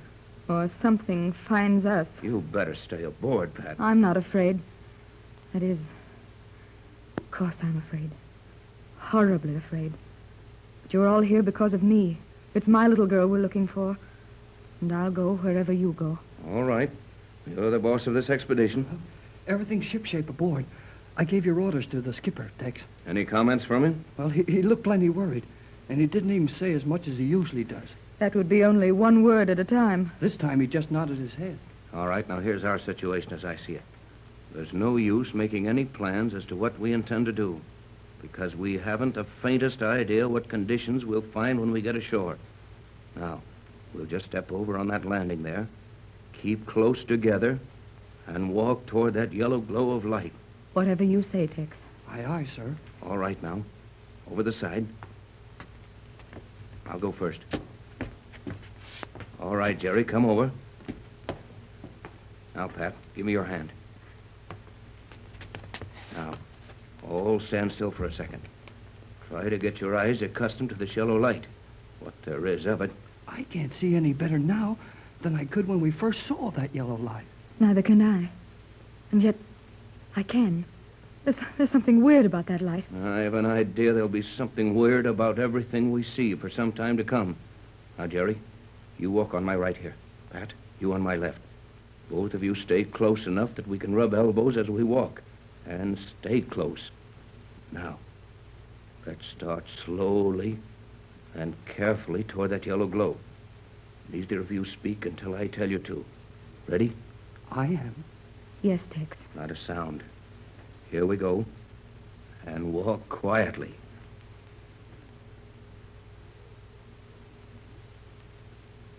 Stop. What is it? Did you see something? No, and I didn't hear anything. That's what's wrong. Well, what did you expect to hear? Our footsteps. I felt this landing with my hands when we came off the yacht. And if I ever felt any before, it's made of concrete. But here are three of us, walking at a fair pace. I have on heavy boots with leather heels, and yet we didn't make a sound. Oh, that's right. Well, wait till I feel this stuff with my hands. You're right, Tex. That's concrete, all right. But when I felt it, I slapped it good and hard. It made almost no sound. Gee, do you think... I think we've stumbled onto the greatest scientific miracle of our time. And there's no use in our trying to walk quietly or make any secret of our movements. You mean we're being watched now? In the dark? No. The captain means we're being watched by somebody who can see through this yellow haze, just as easy as we could see in broad daylight. No doubt about that, son. This island, if it is an island, is years ahead of anything we have ever known. And it has people on it that know things we never dreamed of. Could this all be artificial? The island, the fog, this light? Yes, it could be. And it is. For the simple reason that it couldn't possibly be natural. Golly whiskers. Well, what can we do? We can only do one thing, Jerry. Keep walking toward the center of that yellow light. Come on, then. I'm nervous and anxious to get it over with. I can't even see as well as I could. Say, wait a minute. That's funny. What's up, Jerry? That yellow light. Look, behind us. What? Why, the light has moved. The center of it is behind us now. Yes, and if you look to the right or left, you'll see the center of it there, too. But the center of it couldn't be all around us. It has no center. That yellow glow is perfectly diffused all over this area. Then maybe we're not walking toward the light at all. We're just walking through it. What if we walk off the edge of something here? Now, here, you get in the middle, Pat. No, I'll stay in the middle. You two are much lighter than I am. And if one of you slips off of something, the other two of us can pull you back onto this stuff we're walking on. Wouldn't you think we'd hear something soon? Yes, or see somebody. This has got me breaking out with ice water freckles. Maybe we'd better stop and think it over again. Getting scared, Jerry? You bet I'm scared. So am I, Jerry, but we may as well go on until... Oh. What is it? Which one of you gave me these? Huh? Gave you what? I gave you nothing. What do you... Huh? Well, why hand them to me? What are you two talking about? Pat just handed them to me. I did not. I still have the ones you gave me. Hey, now I've got them. Where did they come from? Pat, Jerry, steady now, both of you. Just answer my questions one at a time. Okay. Yes, Tex. Jerry, have you got a pair of glasses in your hands? Yeah, sure. Mrs. Gregory just handed them to Why, me. Jerry, you handed them to me. Quiet. One at a time, I said. You also got a pair of glasses in your hands now, Pat? Yes, I have. But I... Yes, and I've got a pair. But where did Tex, what is this? Quiet, I said. May mean our lives. Quiet while I talk. Someone or something we couldn't hear, see, or feel, has just handed each of us a pair of glasses. There must be a reason for that. Well, I don't want to find out what it is. Oh, Tex, what have we gotten into? You know about as much about it as I do. There's only one thing to do. Each keep your grip on the other one's arm and put your glasses on with one hand. But what do you suppose the glasses are for? What any glasses are for, to see through. But it's nearly dark, worse than dark. What good will glasses do? Someone handed us those glasses. Someone who made no sound. And they weren't fumbling around in the dark because they didn't touch us at all. Therefore, whoever it was must have been able to see, and see perfectly. I think the time has come when we'll be allowed to see our surroundings. I'm putting mine on. Me too. But I'm shaking so I can't find my face. There now. Now, just stand still and... Well, it's getting lighter. No, it isn't. It's the glasses. I'm beginning to see. Take it as calmly as you can. No matter what you see, it won't help any to crack up about it. Tex, look. Right beside me. They're almost on top of us. Look, there. Over there. Oh. It's a long way from the coast of California to the South Seas, but many ocean liners travel that route with no more excitement than a trolley car ride. And almost directly in the path of these steamers lies a strange, hidden island, the magic island of the South Seas. The Gregory yacht has sailed to this island in search of Mrs. Gregory's long-lost little daughter. Now the yacht is held fast to the island by a powerful magnetic force. Jerry, Captain Bradford, and Mrs. Gregory leave the yacht. They stumble blindly through the weird yellow half-light that covers everything. Suddenly, some unseen person or phantom thing thrusts a pair of glasses into the hands of each. Oh, Tex. Jerry, look. They're all around us. And we haven't heard the slightest sound. I felt better when I couldn't see them. Speak to them, Tex. Say something to them. They aren't making any move to harm us. I'll go near them. You and Jerry stay. Well, I can't move. I'm scared, too. But I can move anyway. I'll show you and... Gee, I can't even move my arms. It's almost as if we were rooted to this spot. Gosh, why don't they move or say something? Speak to them, Tex. Get them to move. This will drive us mad. Steady, Patricia. These men are not savages.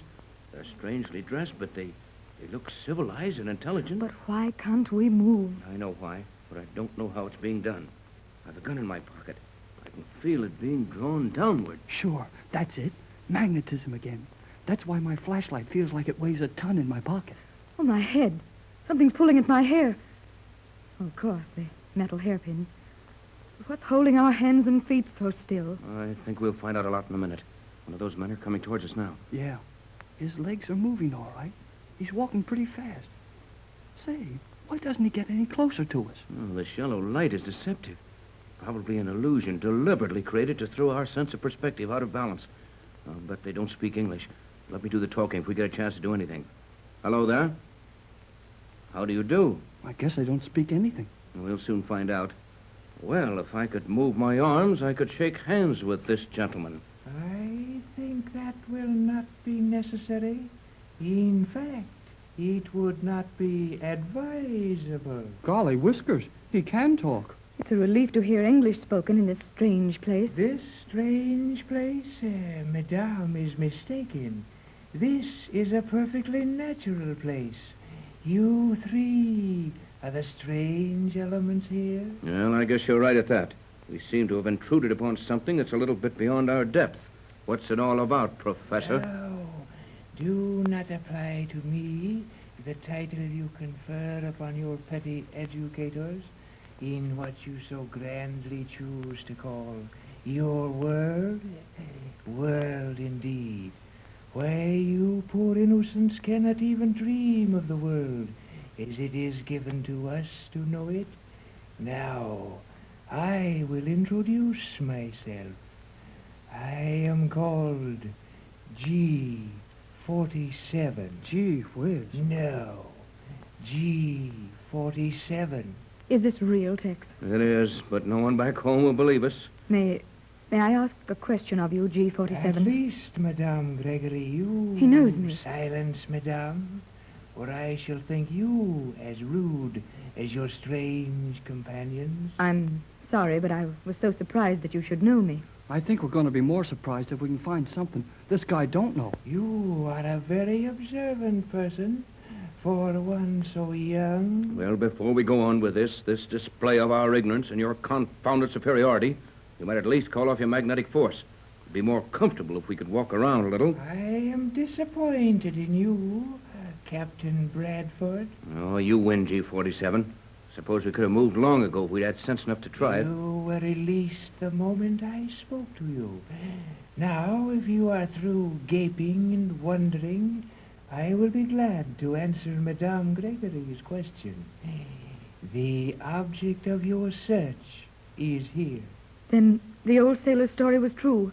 There is a little white girl living here. Gee, and can we see her right away? Yes, let's get it over with, or do we just stand here all night? Your rudeness will be overlooked this time, Captain Bradford. You will follow me. Come. Well, I guess nobody who saw this would ever make fun of my magic island again. You will see no magic here.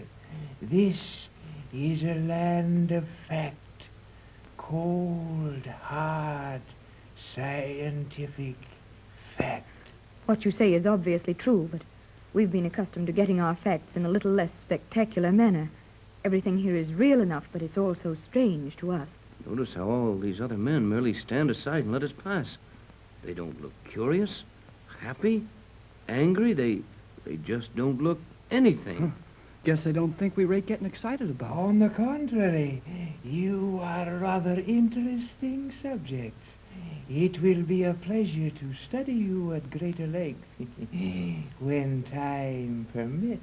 Well, it isn't the most comfortable feeling in the world to be spoken of as a subject for study, as if we were bugs on a microscopic slide. But remember, Pat, as long as we're being studied, we'll be alive, and while... And while you're alive, there is always the possibility of your escape, eh? That can wait.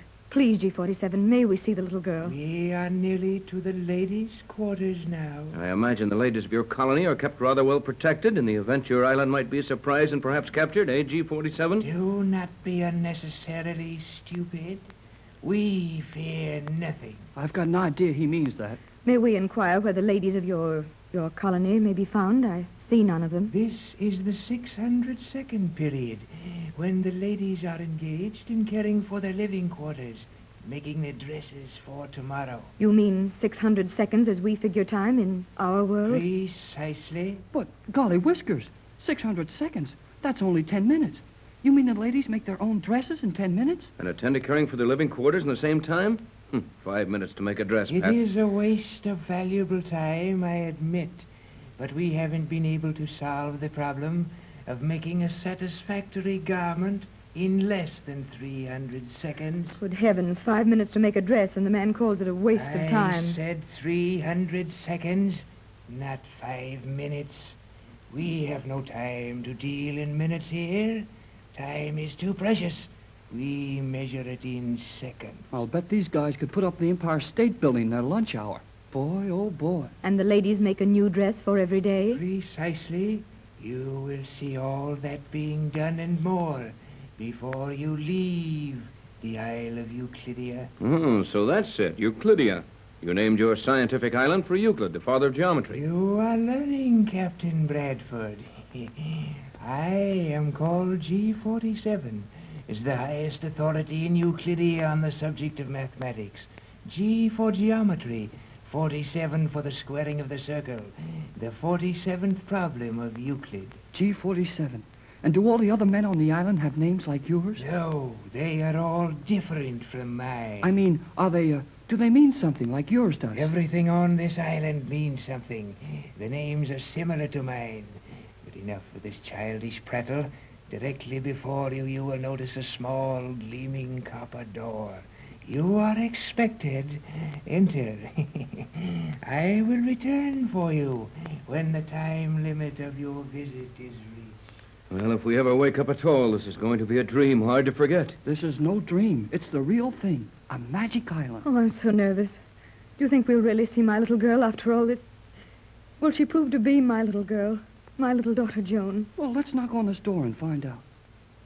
Gee, the door opened.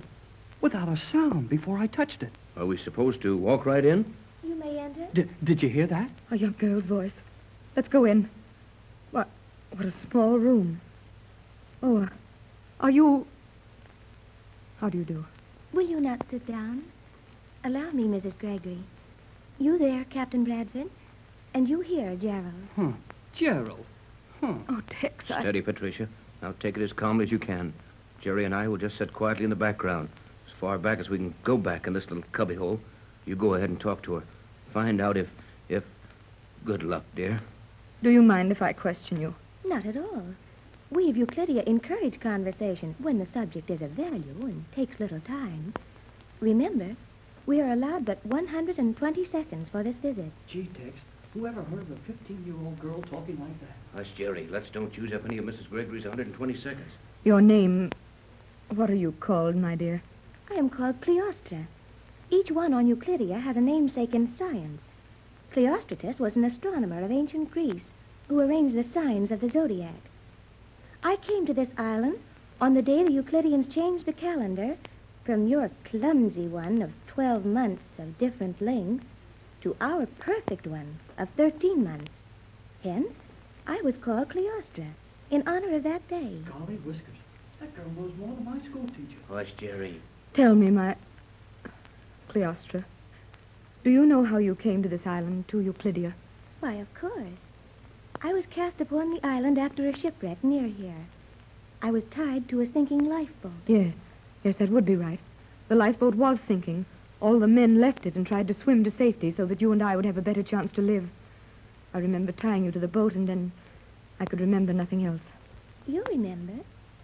You tied me to that boat? Yes, that's the last thing I remember. That was 14 years ago. You should be 15 now. The keeper of the records tells me I am just 15. But you spoke of fastening me to the lifeboat. You? Who are you? I am your mother. I am Mrs. Patricia Gregory. I know all that. But you are someone else also. There is something... I cannot explain it. My feeling is strange to me. But the Euclideans have kept so much news of the world from me. I suppose we are very happy here, yet I have often wished to know something of the world. Your world. Now you've brought that to me. Will you turn your head? May I touch you, my child? Certainly. Oh, you feel so strange. So warm and friendly. Your hands... No one's hands ever felt like that to me before.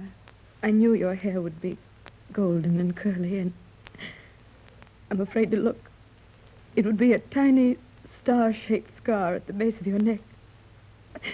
Oh, it's here, Tex. Jerry, the scar. It's Joan, my baby. My little daughter, Joan. My little girl. At last, we are really on the magic island of the South Seas. However, it seems to be not a place of beauty and peace, as the islands are thought of, but a sinister and foreboding fortress, the stronghold of a terrible scientific colony. Jerry Hall, Mrs. Patricia Gregory, and Captain Tex Bradford have been allowed to see the little girl whom they came to find. The girl is Joan Gregory, long-lost daughter of Patricia Gregory. Mother and daughter have been given a moment of privacy in the tiny room the girl occupies on the Isle of Euclidia, the magic island. I'm so happy to have found you, my dear, that nothing else matters to me. I can even bear being a prisoner here if I may only be with you, my dear little Joan. And I'm so happy to be with you, Mrs. Mother. But it all seems so strange.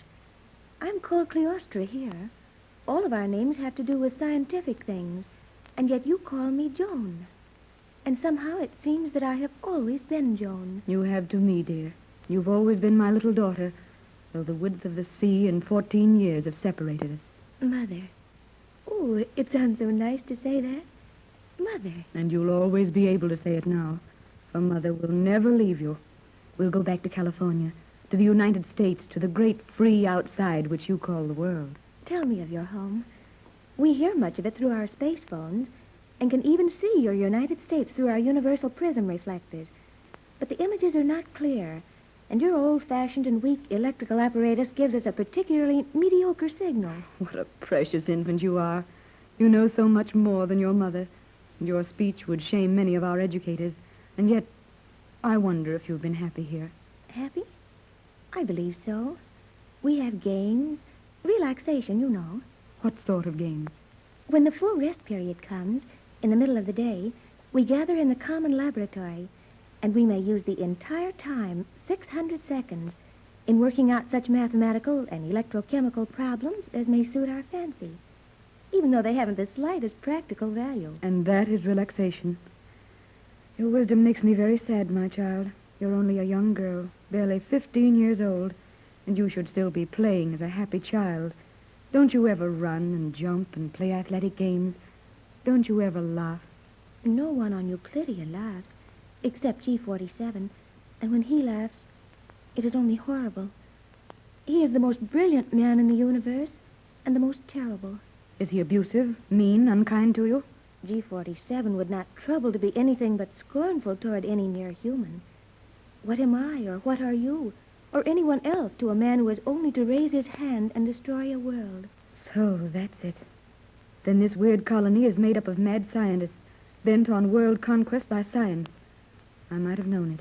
It is not a pleasant place for some here, I think.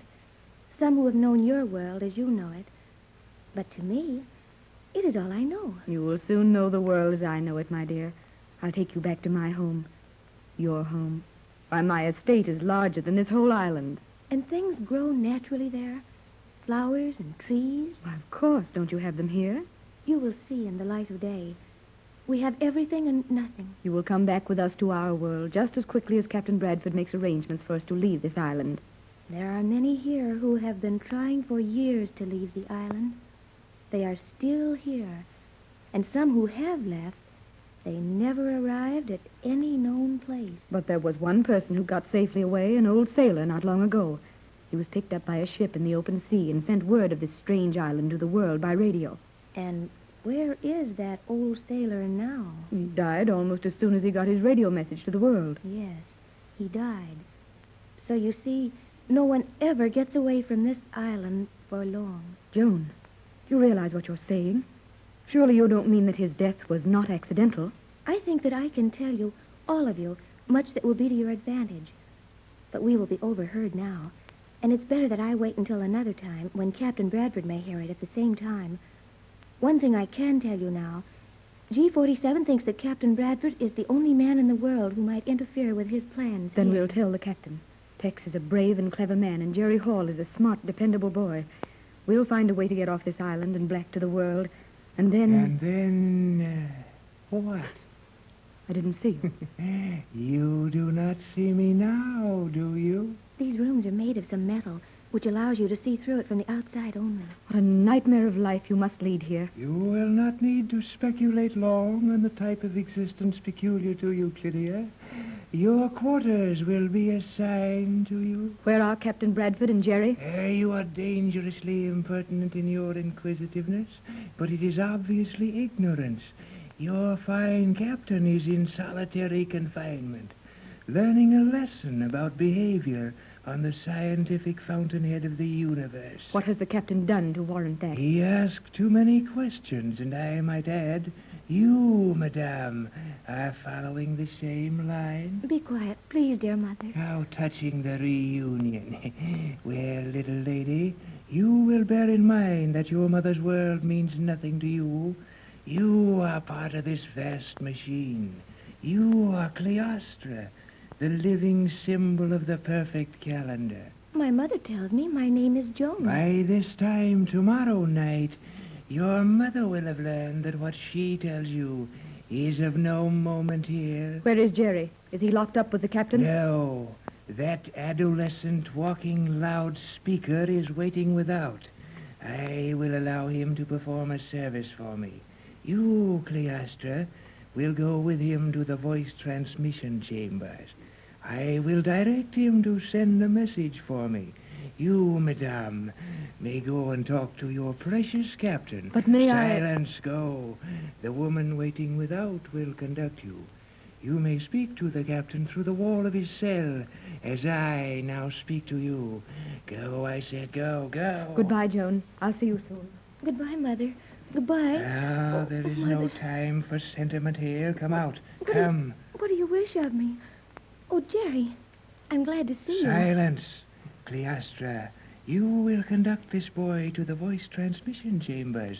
Show him the operation of the Euclidia to California voice transmission beam, and see that he sends the following message. All is well. We'll send further news later. He will send it to Mrs. Gregory's home operator. Use the signature of the Gregory yacht. Say, now look here. You can't buffalo me into sending anything of the kind. Have you seen our solitary confinement cells? Why, gee. Jerry, do as he says. I'll explain it all to you later. Be off. Send that message. Then report to me in my private quarters.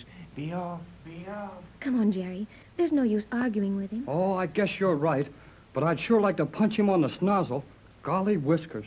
You're a strange boy, Jerry. What does that mean? What does what mean? Punch him on the schnozzle, golly whiskers. You don't speak very good English here, do you? That I do not know. But I like the way you speak. Do you? On the level? On the level? Yeah, on the level. Do you not speak in the same manner on the level as you would on an elevation? Hey, look. One of us is wrong, and I got along all right in school, so it must be you. Now, look. You like me. Is that right? That is substantially correct, Jerry. Well, I got that much of it right anyhow. Now, I like you, too. That is very pleasant, Jerry. We must see each other as often as we are allowed to. Oh, boy. That's slick. Slick? Never mind that now. Just listen. I know all about you for a long time. I got Mrs. Gregory and Tex Bradford to bring me with them just so as I could help find you. But I have not been lost. Why should you have to find me? I have known where I was at all times. Well, it's about time I got you off this island. Now, listen. No, don't talk. Just listen. I've dreamed about you for years. It's been in all the papers about your mother looking all over the world for you. And I just got to thinking so much about you that golly, you're mighty nice. You are also mighty nice. Golly whiskers, you got that one right. Now, look, you and I have got to do some figuring about getting off this island. Captain Bradford is locked up because he asked too many questions about how things are done here on this island. And we've got to do something about it. And there's very little we can do, Jerry. G47 hears and sees all that goes on in Euclidia. Never mind that. Your mother's been looking for you for 14 years, and Captain Bradford's been helping her for 5 or 6 years. Well, and now that you're found... But, Jerry... You were lost. And now that you're found, we're not going to spend the rest of our lives on this island. Is your world such a wonderful place, then, that it is worth all this worry and trouble and danger merely to attempt to return to it? Is it worth it? Oh, boy. Wait till I take you to a moving picture premiere on Hollywood Boulevard. You ought to see some of those big shows. We often watch what you call your moving pictures from here, when we are allowed the time. Oh, sure. You got machines here. No, Jerry. We see them being made. I will show you the universal prism reflectors. They may be focused on your Hollywood, and the making of the pictures is quite plain to us here in Euclidia. Boy, this is a magic island. My mother's yacht was watched all the time. Every move you made on the trip from your California to our island was seen by our scientists. They did not let me watch. but I heard them talking. Maybe getting off this island won't be so easy after all. It will be impossible, Jerry. Oh, but here is the voice transmission chamber. We enter. So? And there's the apparatus you will use. Where? This is the craziest place. We walk all over the island without making a sound. Then we open the door and we're inside of a room without a sound. And now that we're in here, there isn't a sign of anything to send a message with. You see that map on the wall? You will push the little lever, the one marked California. Okay. It's pushed. Now what does that do? You may now talk to California. Just direct your voice naturally toward that wall. You know, someday I'm going to write a book about this place. Well, here goes. J24Y to J12C, Los Angeles. Jerry Hall on J24Y to Johnson at J12C. Hello, J12. J12C to J24Y. Go ahead, J24. I've been waiting for 2 hours for your signal. Listen, J12. Enough has happened in the last 2 hours to fill a book. We're in terrible danger. On the island, our position is... So, you silly fool.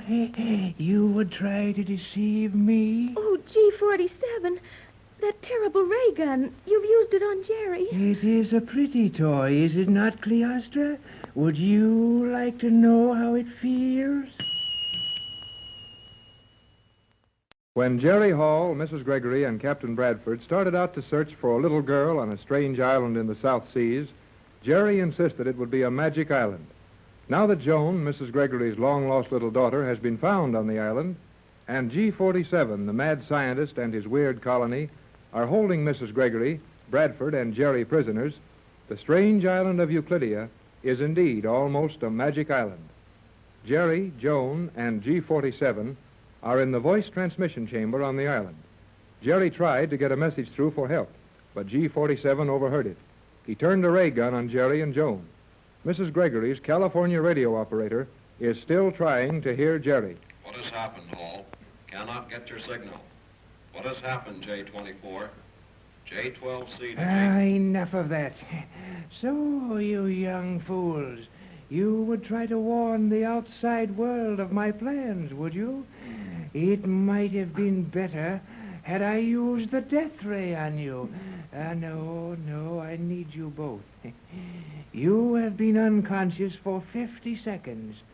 10 seconds more and you will revive. Then you will send the message I want you to send. Now, you should regain consciousness in just 3 seconds. That's funny. I was talking to J12 in Los Angeles, then the set went dead. I'll get him again. You will do exactly as I say, young man. Golly, I didn't see you. Say, what did you do to Joan? Joan, what's the matter? She did not receive the ray from this little toy of mine until after you did. It is just time for her to awaken. Now. You turned the ray gun on Jerry, but he is not dead? No, I used only the 60-second paralyzing ray. What are you talking about? Nothing happened to me. Didn't you see that I was asleep, Jerry? You were mighty quiet and funny, all right. G47 turned his ray gun on us when he heard you trying to warn your friends in California that you were held prisoner here on Euclidia. I didn't see any gun. I heard something that sounded like a baby screaming, a little child screaming way off. Then the radio set went dead. The radio set, as you call it, did not go dead. I merely put you to sleep with the 60-second ray. You were trying to deceive me. You bet I was. And I'll try it every chance I get. Do not speak like that, Jerry. G47 can do with you exactly as he pleases. Let him get busy on his worst then. I'm going to get off this island some way, sometime, and nobody's going to stop me. You are a fool. Even a brave man knows when to keep quiet. You are as completely in my power and cut off from the world as if you had never known it to exist. This little ray gun is only one infinitesimal part of my equipment for handling fools. Is that the little thing that put us to sleep? This is it. That doesn't look like a gun. It isn't any bigger than a lead pencil.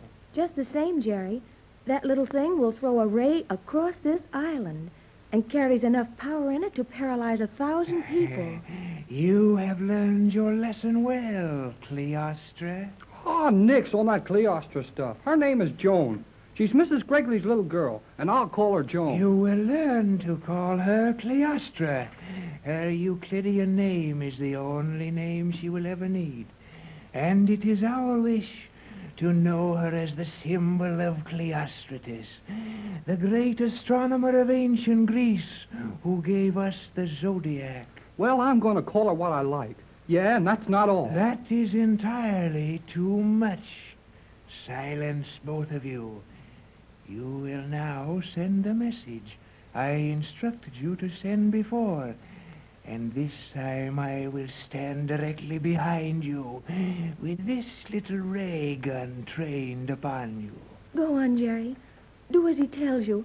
Move the transmission lever there upon the map of California. This is the craziest radio set I ever saw. I push a button and talk to Los Angeles, but I'm talking to a blank wall. You are talking through a wall, a porous sound wall, behind which the directional voice transmission apparatus is located. The wall is bulletproof, my young fool, so do not waste your time trying to damage the apparatus.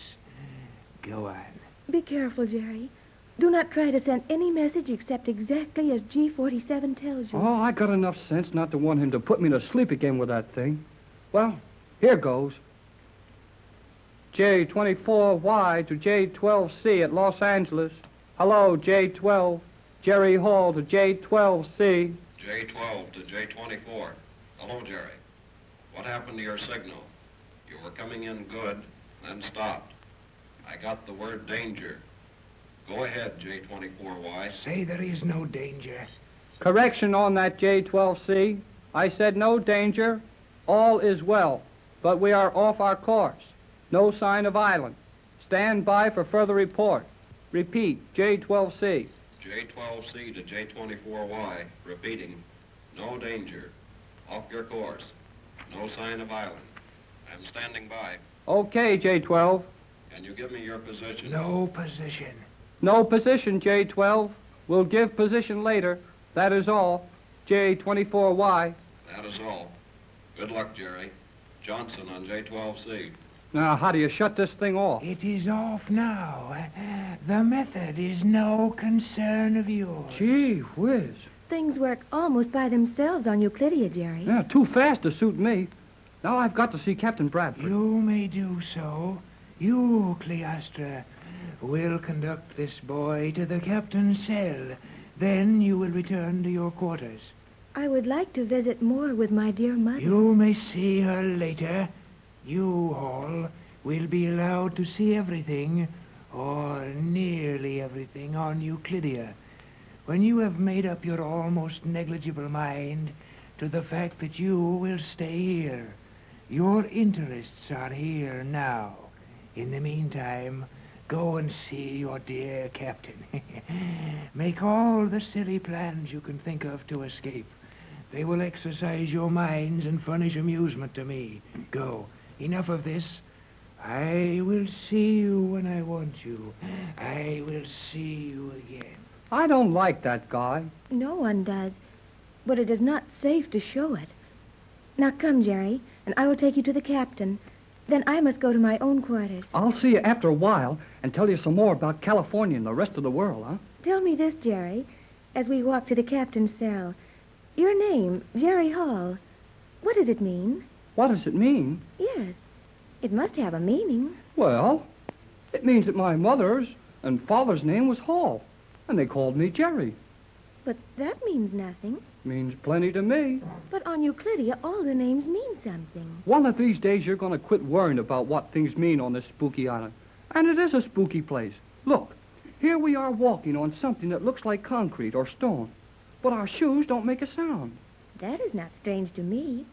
I have seen how they make the noiseless rock, the transparent steel, and the invisible cloth. Golly whiskers. When we get off this island, we'll show the rest of the world a lot of swell tricks. I wish, Jerry, I wish you would not speak of getting off this island. You're only wasting your breath. You don't think we're going to get off, huh?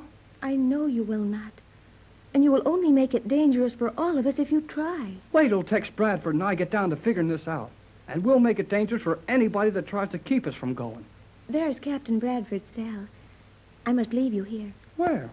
I don't see any cell. You do not look closely, Jerry. There's nothing but a blank wall in front of us. And if you look carefully at that wall, you will observe that you can see through it. And Captain Bradford is sitting in a little cubicle of a room. Doggone it. I'm getting tired of all these tricks. Why don't they have windows and doors like anybody else? Doors and windows are not necessary when you can see and talk through steel walls. I guess you're right. Hey, Tex. Captain Bradford. Yes, Jerry. Come over to the wall so I can talk to you. You may step nearer, Jerry, but do not touch the wall. The walls are charged with electricity, huh? Yes, and the power is enormous.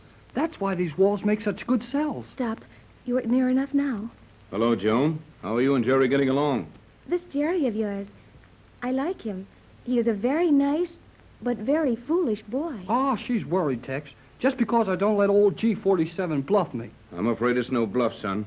Better lay low and do what he says. I must go now. When can I see you again? I will come to you when I have permission.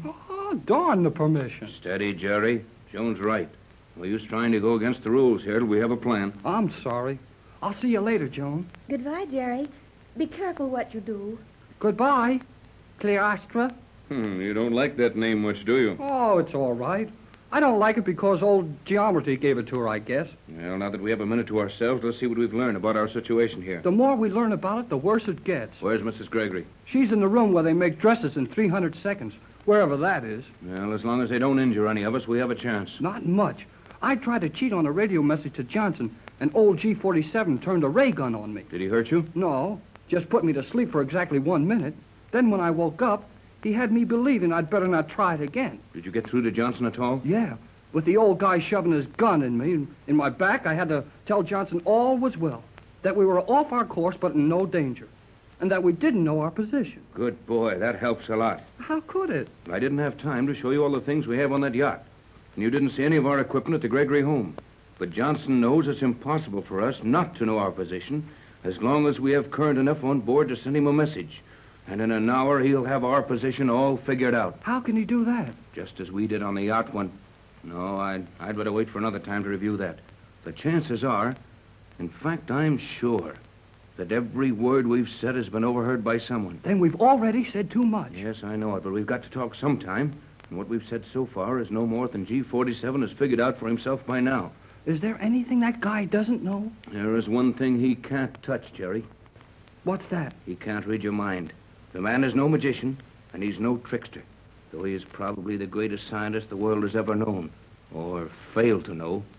Everything he produces is an exact science, and if we can only figure out how to get our thoughts to each other, without speaking or writing them, we can...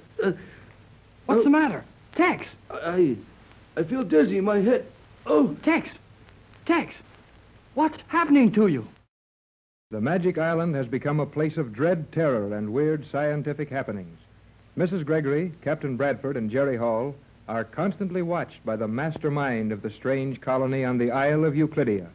Joan, the long-lost little daughter of Mrs. Gregory, has been found on the island and wants to escape with her mother and her new friends. But this seems impossible. Captain Bradford is confined in a cell.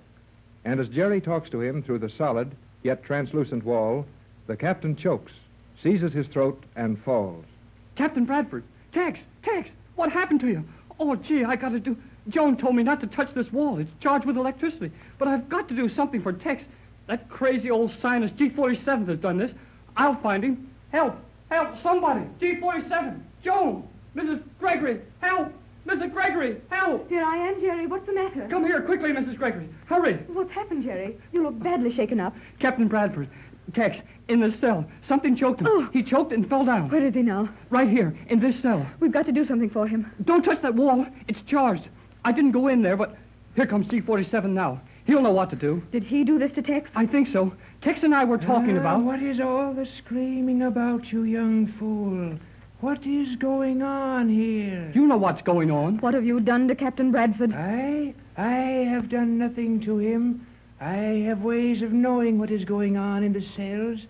I heard this young fool and the captain plotting against me. But what did you do to the captain? I did nothing to him. You did, too. He was talking to me, then he started to choke. He grabbed his throat and fell over. So? There is something wrong here. Come with me. We'll have a look in this cell. I ordered nothing done. It is possible that one of my assistants ordered the gas turned into the cell accidentally. Hurry, then. He may be dead by now. That would depend on what kind of gas was given. He started to turn black in the face. That is bad. We must hurry. You may come in also. Look out. Don't touch that wall. Have no fear. When you ran screaming from the cell, I had the current turned off. We will enter. Oh, Tex. Tex, what's happened to you, Tex? Keep your face away from his, madame. If it is the lethal gas, one breath of it from his respiratory organs in their natural constriction and you would be... Oh, no. He breathes. Strange. What could have happened? Well, let's do something. Yes, anything, only hurry. Well, something is amiss here. I have never had an accident like this. You, young man. Yes? Do you know artificial respiration? Sure I do. Administer it at once. I have cut all communication to this cell. I must return to my quarters to establish contact with the laboratory again. I will have aid here in less than 90 seconds. Work fast, Jerry. I know how to do it. Let me help. Quiet, both Why, of you. Tex, you... Quiet, I said. We have just about a minute. He said all communication was cut off from this cell, so no one will overhear us. I'm all right. Just faked this so Jerry would run out yelling and give us this chance. You sure scared me. All right, hurry. You have a plan, Tex. What is it? We'll never get this chance again, so listen closely. At all other times, they can see and hear all we do, no matter where we are on the island or on the yacht. But they must have something to protect themselves against the very thing they have developed. I don't see... I do. They figure someone else might be smart enough to invent rays and beams and all that, and they have something that will stop all those things. Exactly, son. Now, here's a plan. We'll find out what that material is. It's either cloth, wood, or metal, which shields out all rays and cannot be dissolved by gases or light rays. And sound and visibility will not penetrate it. We'll get our hands on some of that stuff. Figure an excuse to spend our time on the yacht, smuggle that material aboard, and use it to shield our radio while we signal the world, or escape from here. Now, you got all that? Every word of it. And I'll get G47 to take me on a tour of all the machines and laboratories and find out what it is. I'll work too, Tex. Maybe Joan will know. Quiet. I think I felt a vibration through these walls. Work on me, quick. Gee, Mrs. Gregory, he's breathing all right, but he doesn't seem to wake up very fast. Oh, Jerry, what can we do? Why doesn't help come? There is no need to worry, madame. And you, Hall, you may cease trying to tear the captain's arms out by the roots. What's it all about? We can't wake him. Do something for him. If he dies, I'll get you for this G47. Your threats are foolish, and you know it. You cannot harm me. Never mind that. What happened to Tex? One of my assistants in the laboratory R3 was working with a new 800-second paralyzing ray. A beam of it must have escaped and cut through this cell. Then Captain Bradford will be all right? You mean he'll come out of it just like Joan and I did? Yes, he will. If it was the 800-second ray, he should be over the effects of it in just 20 seconds, as I figure it from the time you screamed. Did you time it exactly when I screamed? Naturally. Our disturbance indicator records every slight shock, even of a voice. Records it to the fraction of a second. And all our personal chronometers are synchronized with that. Golly, what a place this is. A wristwatch is a personal chronometer. One thing is exactly the same here as in your world. I'd like to know what it is. A talkative young fool. What are you two arguing about now? Oh, Tex, what's happened to you? Oh, we were scared. I saw you start to choke and fall. Jerry ran for me. Then we got G47. He says it was an accident. I don't like your accidents, Chief. It was entirely an accident. Nothing will happen to you. Nothing of a serious nature. So long as you remain quiet and do not attempt to escape. Oh, but this is most irregular. It's irregular enough for me, all right. I'm not in the habit of choking myself to sleep. Ah, that is the irregularity I refer to. You, Jerry Hall, when the 60-second ray was turned on you, you did not choke, did you? Why, no. Ouch! Well, sorry I kicked you, kid. Guess I'm a little clumsy from my nap. Answer the question, Jerry. G47 is trying to find out something about what happened to Captain Bradford. And answer it carefully. Yeah, very good, madame. I see you are learning the necessity for accuracy in our work. Well, if there's liable to be any more accidents like this, I think we should all help to clear it up. Very good. Well, Hall, answer my question. Did you feel a choking sensation from the ray? I guess I did. I don't know. I did a little, but it happened so quickly. Well, I didn't have time to try and move like Captain Bradford did. Oh, yes. I think that will be it. You were directly in the path of the ray when I used it on you. But this was a stray beam that escaped from the laboratory, and it must have struck Captain Bradford at a tangent. Then as he fell, he got the full force of the center of the beam. Well, whatever it was, I've had about enough of it. May we go to the yacht now and make ourselves comfortable? You know we haven't any quarters ashore yet. I was going to suggest that you make your home on the yacht for the time. Some of my assistants have been busy there. You will be observed just as if on the island. And I think you know now what that means. It means that you can see and hear all we do when you want to, and it would be foolish to try to escape. Exactly. I may build you permanent quarters on the island tomorrow. Oh, but it takes nearly 1,800 seconds to build a proper apartment for a lady. I cannot spare my assistants tonight. Boy, half an hour to build a house and he's too busy. All right, may we go now? I said... Where is he? He's gone, just like a breath. You forget, you can step through any of these walls if the juice is turned off.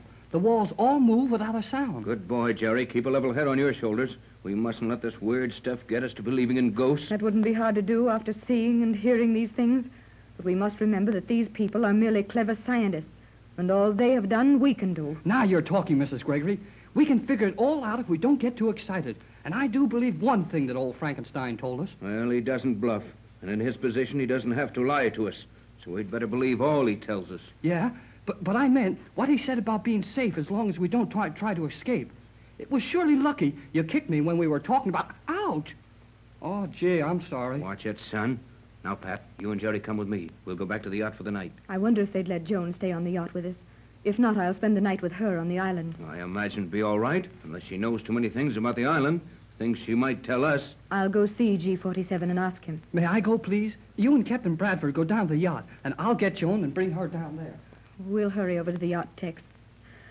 I can fix my cabin up nicely for Joan, and I want to get some pictures to show her. Funny place, this island. Seemed about half a mile when we sailed around it, but it's only a few steps to walk across it. They've certainly used every inch of space here. The whole thing is weird, even the names. Euclidia, G47, Cleostra. Oh, Tex, if we ever get back to the world, what a story we can tell. If we ever get back. We'll get back. Jerry and Joan ought to be able to find what we were discussing. There are the lights of the yacht. Yonder. I wonder where the skipper is. Nothing would get him excited. He's probably having a good sleep in his bunk, waiting to wake up and find it all a dream. Well, here we are, just as we left it. What? Oh, the glasses again, eh? Someone took my glasses off, too. I didn't even brush against my skin. But why didn't we see someone before the glasses were taken off? There are many things on this island that even these glasses will not aid you to see. The young fools will be with you in a moment. Sleep well, my friends. I will watch over you. I will watch over you. Yes, and he will, too. It looks almost hopeless, Pat. Now, Tex, remember your own advice. Don't lose your head. Oh, I know it's all a lot of clever tricks, but they get on your nerves. Those glasses disappearing, for instance. G47 merely had to paint his hands and face, or wore a mask or gloves of some material which would not reflect visible rays through those glasses we had on. We're going to be allowed to see just what they want us to see, and no more. The whole deck sure sounds good after walking without making a sound for so long. Sounds like we were back in our own world again. When Jerry and Joan get here... Say, Pat, I've got it. You remember what we decided? You mean what we could use to... Yes. Well, Joan has it. Has it with her right now. I don't understand. You will. In less than a minute, I'll be talking to you. And nobody on this island will hear what I say. When Jerry Hall, Mrs. Gregory, and Captain Bradford sailed from Los Angeles in search of a mysterious hidden island, they found Mrs. Gregory's long-lost little girl, Joan. The rest of their discoveries are almost unbelievable. The Gregory yacht was pulled to the island by a powerful magnetic force and is now tied up there, with all on board prisoners of the mad scientist, G-47. Mrs. Gregory and Joan are in one cabin on the yacht, while Captain Tex Bradford and Jerry talk excitedly in the radio cabin. Yeah, I got it all right, but I still don't see where it's going to do us any good. Joan didn't come to the door of the cabin, did she? I mean, so that anyone could see she had her mother's dress on. No, she was so scared of what old G-47 would do to her when he found out we had the dress, well, that she was ready to hide under the bunk. Well, we'll see to it that G-47 doesn't have a chance to do anything to her. Now, we'll have to work fast, because by now someone on the island probably knows we have the dress and heard all we said about it. So hurry and get your head into it. No, not that way. Just pull the skirt over your head. That's better. Now, I'll get under it, too. Good thing these dresses are plenty big and loose, but it's going to be mighty hot in there awful quick. And we'll be done with our little job mighty quick. What good can we do with this dress? You said just now they'd know we had it. We've got to hurry, so listen closely while I explain it. This is the nuttiest thing I ever heard of. What would people think if they could see us with a girl's dress wrapped around our heads, using it for a hood? Well, it may sound foolish, but the material of this dress of Joan's is the first ray of hope we've had. Now we can talk in safety and make a few plans for the first time since we hit this island. I knew there must be some way to talk in privacy here. You mean the stuff this dress is made of will keep out the sound waves? Or whatever it is they use to hear everything that goes on around here? Yes, Jerry, I'm sure of it. You know, a good scientist never compounds a poison without knowing the antidote, for his own protection, if nothing else. Likewise, a good scientist would never devise a weapon, gas, beam, or ray, one that would be almost universally penetrating or destructive, without first protecting himself, should his own invention ever be turned against him. But those sound waves they hear through walls and clothing, they're not destructive. Why, they don't hurt anybody, even if they do let old G-47 hear all we say. That's true, but it makes everyone on this island virtually a prisoner. No one has any privacy, even in your own room. Every sound and action is recorded somewhere in their laboratories. Nevertheless, we may safely reason that G-47 and his leading assistants, the brains of this mad setup, must have privacy. They conduct their experiments and discuss plans without the remainder of the colony hearing them. They must. But how do you figure the cloth this dress is made of is the stuff they do it? Every suit and dress on the islands, every bit of cloth I've seen here is the same stuff. But G-47 put Joan to sleep with that harmless ray just as easy as he did me. And her dress is made of that stuff. Yes, but if you had been awake to see her get the ray, you would probably have seen him point at her head or hands. What is this cloth, anyway? I mean, where did they get it? We'll find out in time, but let's hurry with this plan. Someone might decide to board the yacht just to make sure we're behaving ourselves. Okay, Tex. What are we going to do? All right, here's the setup. When we get out from under this dress, we'll take it and put it over the radio. Be sure it's under and around the whole thing. I got it. Then one of us can put our head inside the dress and work the set. And G-47 can't tell we're doing it. I'm going to let you do this. You know what to say to Johnson if you get him. Give him our position and say to stand by for information on how to rescue us. Tell him not to attempt rescue without instructions. Gee, then what can Johnson do if I do get word to him? He can't do anything now, but we've got to figure how to get control of the power on this island. We could use their knowledge for the greatest scientific age in the world. But I feel sure that their intentions are not to aid the world, but to destroy it. Oh, golly. Let's get going. Now operate the set on the usual wavelength, and I'll set the directional beam reflector due north. We're outside of the listening post around the inner circle of the island, and this beam won't make the slightest disturbance anywhere except due north. The set is all warmed up now. All ready now. All ready, son. Now we'll just slip out from under this thing and cover the set with it. Then I'll go out on deck and stroll near this cabin door in case everyone gets curious. Go to it, and don't talk to me again. Don't say anything until you're covered up with that set. Inside this dress now. Then send the message. Now, out we go.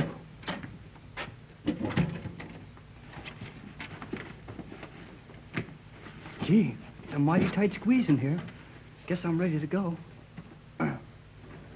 J12C, J12C, J24Y to J12, Jerry Hall on J24Y, calling J12C. Hello, Johnson. Hello, J12. Oh, golly, something's wrong. I can't raise him. Well, guess I'll just have to try again. J12C. Hello. To J24Y. Hello, J24. Go ahead, Jerry. Go ahead. Boy, here he is. Hello, J12C. This is Jerry Hall on J24Y. Captain Bradford wants you to get this. Copy it. Repeat. Then stand by. Here it is. Our position, latitude 29 degrees south, longitude 124.30 west. Danger here, but do not attempt rescue. Stand by for information on how to rescue us. Get that? Do not attempt rescue without information. Repeat, J12. J12C to J24Y. Repeating. Your position, 29 degrees south, 124 degrees, 30 minutes west. You are in danger. Standing by for information how to rescue. Confirm, repeat. Okay, J12. Repeat, okay. Jerry Hall standing by for Captain Bradford. That's all, J12. Now I can get out of this dress. Oh, boy. That feels better. Hello, kid. How did you enjoy your rest? Oh, I had a swell sleep, Tex. I dreamed I used this radio set again, but nobody was spying on me. I talked to Johnson in Los Angeles, and he knows we're here. Great dream, son, but there's no chance of it ever coming true the way we're watched. G47 knows all we say and do. I wonder. Maybe it's one of the crew. No, they're all asleep. Shall I open it? Wait a minute. I'll hide the dress. Oh, heck. I might have known it.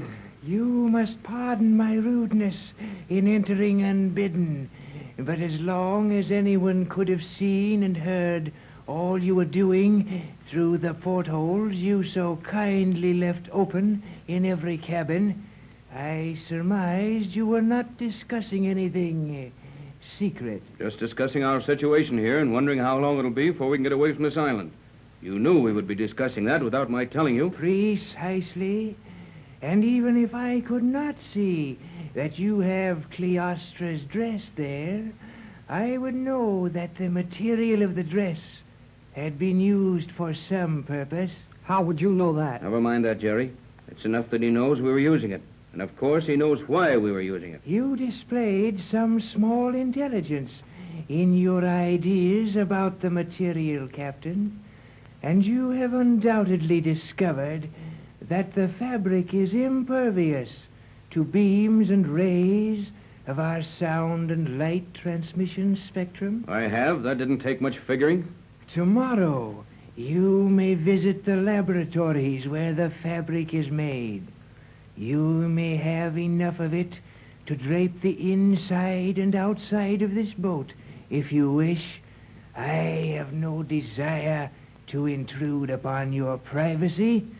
I merely came to warn you that while your childish and unsuccessful attempts to reach the outside world merely amuse me, your first successful attempt will mean your end. Well, we're going to try it just the same. You can't get away with this forever, and you know it. Steady now, Jerry. No use losing your head about it. Well, G47, I want to tell you plainly that if there is any way I can get my friends out of your grasp, I'm going to attempt it. You are a fool, Captain. A brave one, possibly, but nevertheless a fool. Your life would mean nothing to me. I happen to know better, for I have something you want. Yes, you clever meddler, you have. And you know that I will keep you alive until I wrest your secret from you. The only thing in the universe we Euclideans have failed to master. And as long as you live, I know that in some way, at some time, I will get your secret. Well, you can't torture it out of me, and you're not a magician. How will you do all this? The time will come when you will be glad to exchange your secret for the freedom of your friends and yourself. Nothing doing on that. If Captain Bradford has something you want, we'll stay right on your island for the rest of our lives. All of us. But you'll never get it. You see how it is, G47? You're just wasting your breath. Yes. And Joan wants to stay with her mother and the rest of us. She belongs to our world, and she's going back to it with us. Cleostra may stay with you, and she will save you a lot of worry by telling you as much about the island in an hour as you could learn by watching us work for a month. But she will have to be content with your descriptions of the world. She will never see it, except as a loyal subject of Euclidia, when we Euclideans rule the universe. Do you mind going now? We've got things to do, and your boasting and bragging gets on my nerves. It is a pleasure to leave such hopeless company. Well, maybe we're not as hopeless as you think. Quiet, Jerry. You need not warn the boy, Captain. I heard his little radio message to Johnson. Gee, the dress was no good, Tex. So, the dress didn't work, eh? The material of the dress worked perfectly, but your radio beam was intercepted as it passed through our magnetic fog. Well, then, if you heard my message to Johnson, why did you let me give him our position and warn him of our danger? Don't you know that radio message will bring a fleet of battleships down on you if anything happens to us? On the contrary, you have protected me nicely. Johnson will take orders and execute them accurately. You ordered him not to move in your rescue. Your position means nothing. You had previously given him that as the yacht was held to the magnetic fog. If you had not tried this wild scheme tonight, there was a chance your Los Angeles agents might have acted on their own incentive to rescue you. But you have blocked that yourself. You have prevented your own rescue, and I will prevent your escape. When the Gregory yacht sailed for the South Pacific, the members of the expedition hoped they would find a strange island and a little lost girl, and return the little girl to her mother. All this has been done. But now, when the yacht should be sailing gaily home with a happy party on board, it is tied up, helpless, at one of the piers on the island of Euclidia, the magic island of the South Seas. Mrs. Gregory, her daughter Joan, Jerry Hall, and Captain Tex Bradford are in Mrs. Gregory's cabin on the yacht, discussing the failure of their attempt to outwit G47, the mad scientist. Why, Tex, if this thing is just as you describe it, we're actually prisoners. Worse than prisoners. For now we haven't even a chance of rescue from the outside world. I'm afraid that's about the size of it, Pat. Oh, Mother, it's almost too much, isn't it? Just a few hours after we have found each other, and we're making such happy plans to go back to your world. Then to have it all taken away from us again. Oh, cheer up, Cleostra. Gee, how I hate that name. My name is Joan now, Jerry, and no one need ever call me Cleostra again. That old G47 keeps right on calling you Cleostra. I think G47 will go right on doing a number of things we'll be powerless to prevent. It looks bad now, Patricia, but there's always a way out of everything if you try hard enough. I sure can't see any way out of this. Gee, and I thought that message to Johnson would get us rescued right away. How did the plan fail, Tex? Have they done something to the radio that we can't communicate with Johnson? No, the radio is all right. Jerry talked to Johnson, and Johnson repeated the message back. That part of it was all right, but G47 also heard the message. And he knows that I've instructed Johnson not to move in our rescue without orders from me. And unless we can find some other method of communication, those orders will never get to Johnson. But why, Tex? Why did you send Johnson such orders? Isn't there some way he could rescue us? That's what I couldn't figure out, Mrs. Gregory. I'm almost sure that it would be impossible to rescue anyone from this island. It would only mean the lives of everybody who tried it. You are right, Captain Bradford. They have weapons so terrible here that a big battleship just melts away and sinks within a few minutes, and without a chance to fire a shot. Its guns and engines all powerless. Joan, my daughter, you've just heard these men talking about what they think they can do, of course. Nothing like that has actually happened. I have seen it with my own eyes. A fine battleship sinking in 10 minutes. Everyone on board lost. And the only weapon used by the Euclideans was one of their larger ray guns, looking very much like one of your telescopes. Oh, Mother, even now you do not realize the awful power of things on this island. Golly whiskers. Gee, that sounds like the real thing, Tex. It is the real thing, Jerry. That's why I'm so hopeless about it all. Why, Tex, I've never seen you act like this before. You can't mean you're giving up, that there's no possible way to get off this island. No, I haven't given up. But there's no hope in any of the ordinary ways of doing these things. We've got to hit on some way of getting information to Johnson. Then he will have a chance to rescue us. What's that information, Captain? I'd rather not tell you, Jerry. At least not just now. It might be too unpleasant for you if G-47 found out you knew the only ray of hope there is. It will take time. Days, weeks, maybe months. And until then, I want to keep that to myself. Then let's hope that guy never finds out how to read what you're thinking about. I suggest that we try to forget all this for a few minutes and act like human beings. Come and sit by me, Joan. I can hardly realize that after 14 long years, we're really together. Gee whiz. Look at that, Captain. At what, Jerry? At Joan and Mrs. Gregory. They look just alike, don't they? They sure do, son. And especially since Joan has a dress of her mother's own. I said that Joan would be pretty. Almost as pretty as you are, Mrs. Gregory. And she is, too. You're a sweet boy, Jerry. You've been good company for us on this trip. Aren't you glad we brought him, Tex? Yeah, as far as he's concerned. But I'm sorry to get anybody into this. Your dad'll be plenty worried about you, Jerry. Oh, no, he won't. He knows I'm with you. Well, right now, being with me is the poorest protection I can think of. Now, Tex, dear, don't start that again. We're all in this together because of Joan and me, and we'll all get out of it together. Don't worry any more about it. Please, dear. Mother, when you talk to the captain like that, you look at him so soft and different, and your eyes are so large and beautiful, and now your cheek is turning red. Mother, why does Captain Bradford look so uncomfortable? Oh, boy, oh, boy. What is the matter with you, Jerry? Oh, nothing. Jerry, you mustn't do that. I'm sorry. Mother, is Jerry not feeling well? Why should he laugh when he says he is sorry? Joan, you're a very scientific young lady, and your knowledge is way beyond your years. But, well, the reason Jerry was laughing is... Yes, Tex. What is the reason? Look, Joan, what would you think if I called you dear? I should think it was very silly. My name is Joan. Yes, but look. Give it up, Jerry. Never mind, Joan. We're not making fun of you. It's just one of those things you'll understand when we get back to the world. Back to the world. Now, there you go again, Tex. If you can't just sit still and talk about something pleasant, then for heaven's sake do something, anything, to occupy your mind. I know a great deal about many of the things on Euclidia. Perhaps I could tell you something that would help you. That's true, Tex. After all, Joan knows more about this island than any of us. Probably more than we shall ever know, and we haven't asked her for any information of real value. Well, I got an idea that the more we hear about this place, the more hopeless it's going to look. That is true.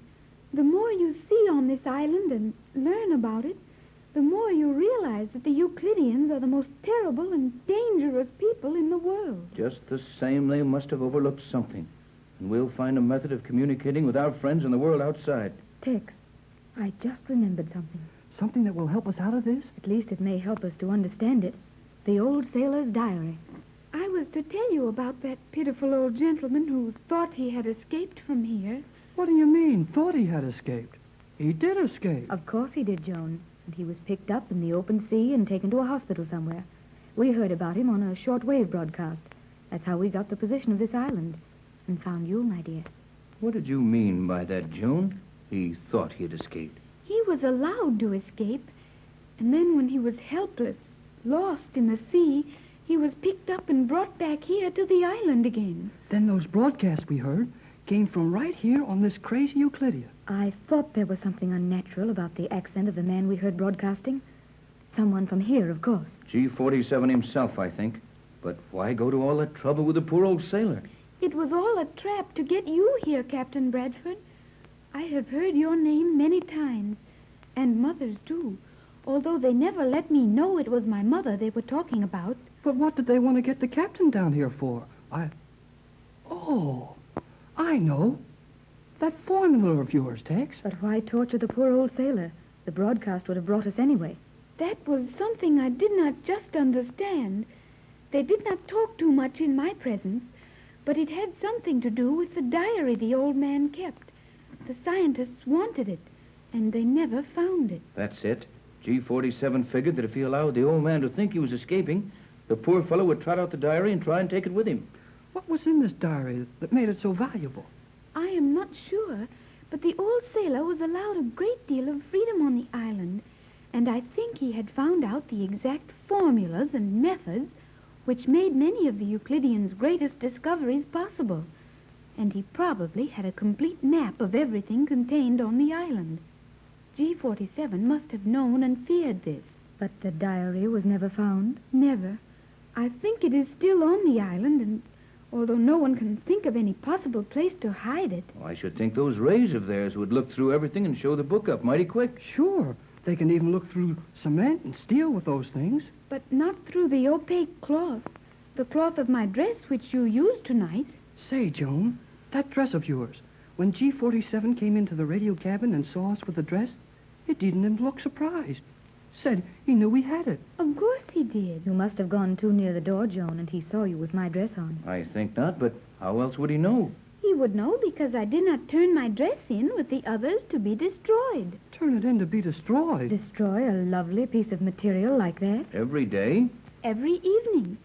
You have heard how we make a new dress every day in 300 seconds. You will see all that when G47 allows you to go through the laboratories. Well, why 300 seconds? Say 5 minutes, Joan. You're in our world now, and we aren't so busy, but what we can talk in minutes. Yes, my dear. You will do everything as we do it now. I like to do things your way, Mother dear. I'm sure glad you're on our side, Joan. You're going to make a great little sidekick for me. But I like you, Jerry. Why should I make a sidekick at you? Joan, dear. Oh, no. That's just my way of saying that you and I are going to get along all right.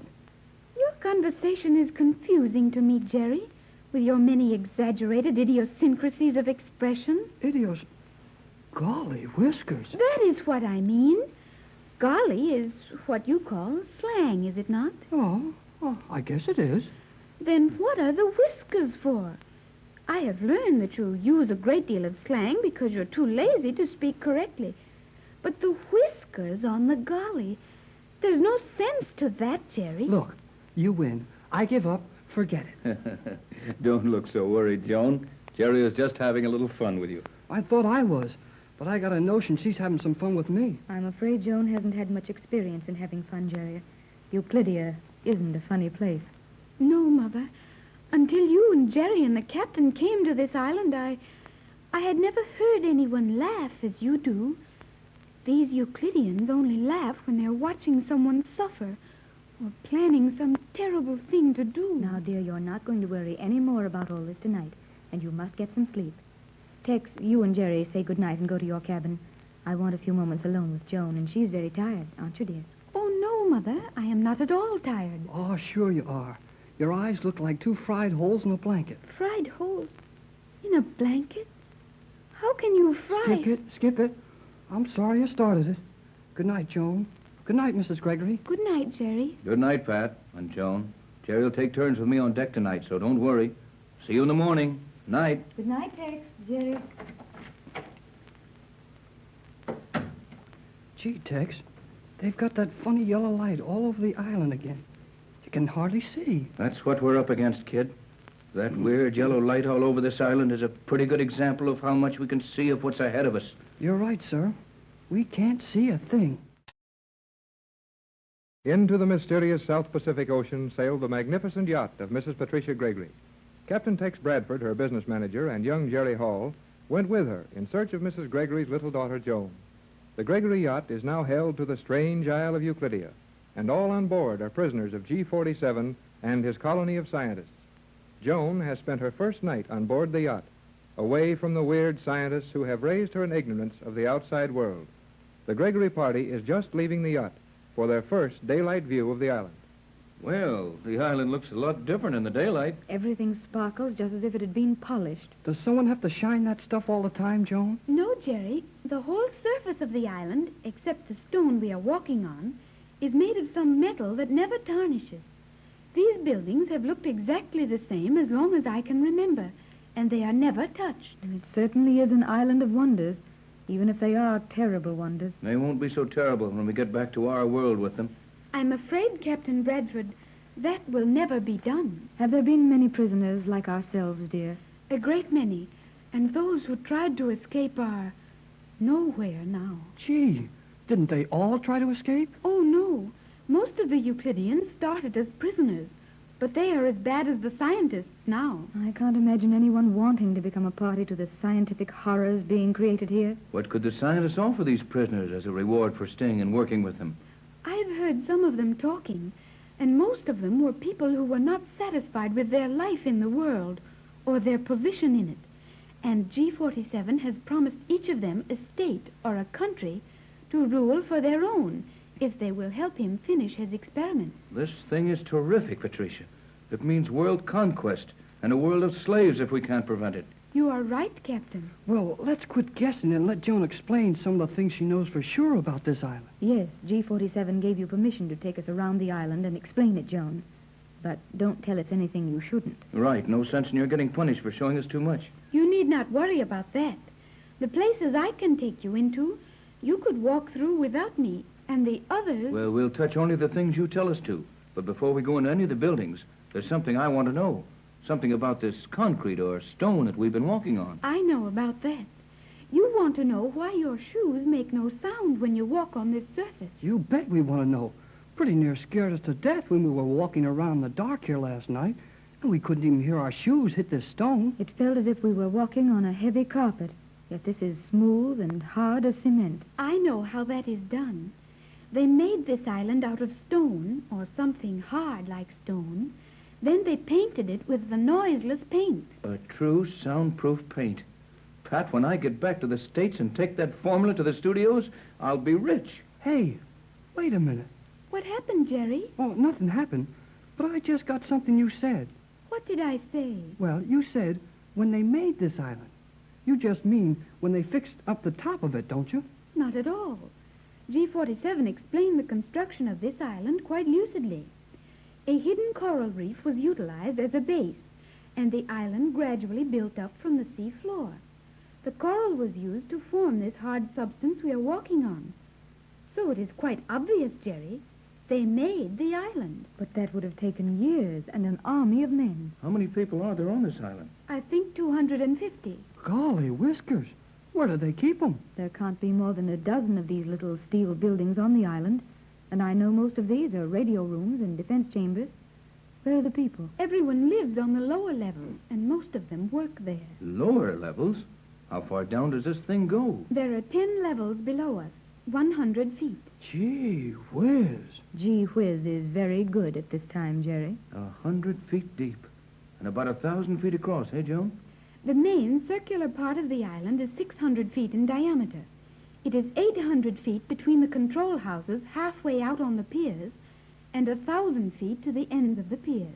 Then those piers are 200 feet long. How many of them are there? 12 piers and 8 submarines. Huh? 8 what? Submarines? Why, this is a complete fortress. Where are the submarines now? They are kept between the piers, deep in the water. You enter them from the 50-foot level. Submarines anchored 8 fathoms down, and you board them there. Oh, this is so big it's hard to believe. And think of the damage they could do to the world. Well, what are these little bowl-shaped places on the island floor or roof or whatever this thing we're walking on is called? It is called the roof when we are up here and the ceiling when we are under it. There you are, Pat. I deserved it. What are these little bowls, Joan, dear? It is in those we have our palm garden during the safe days.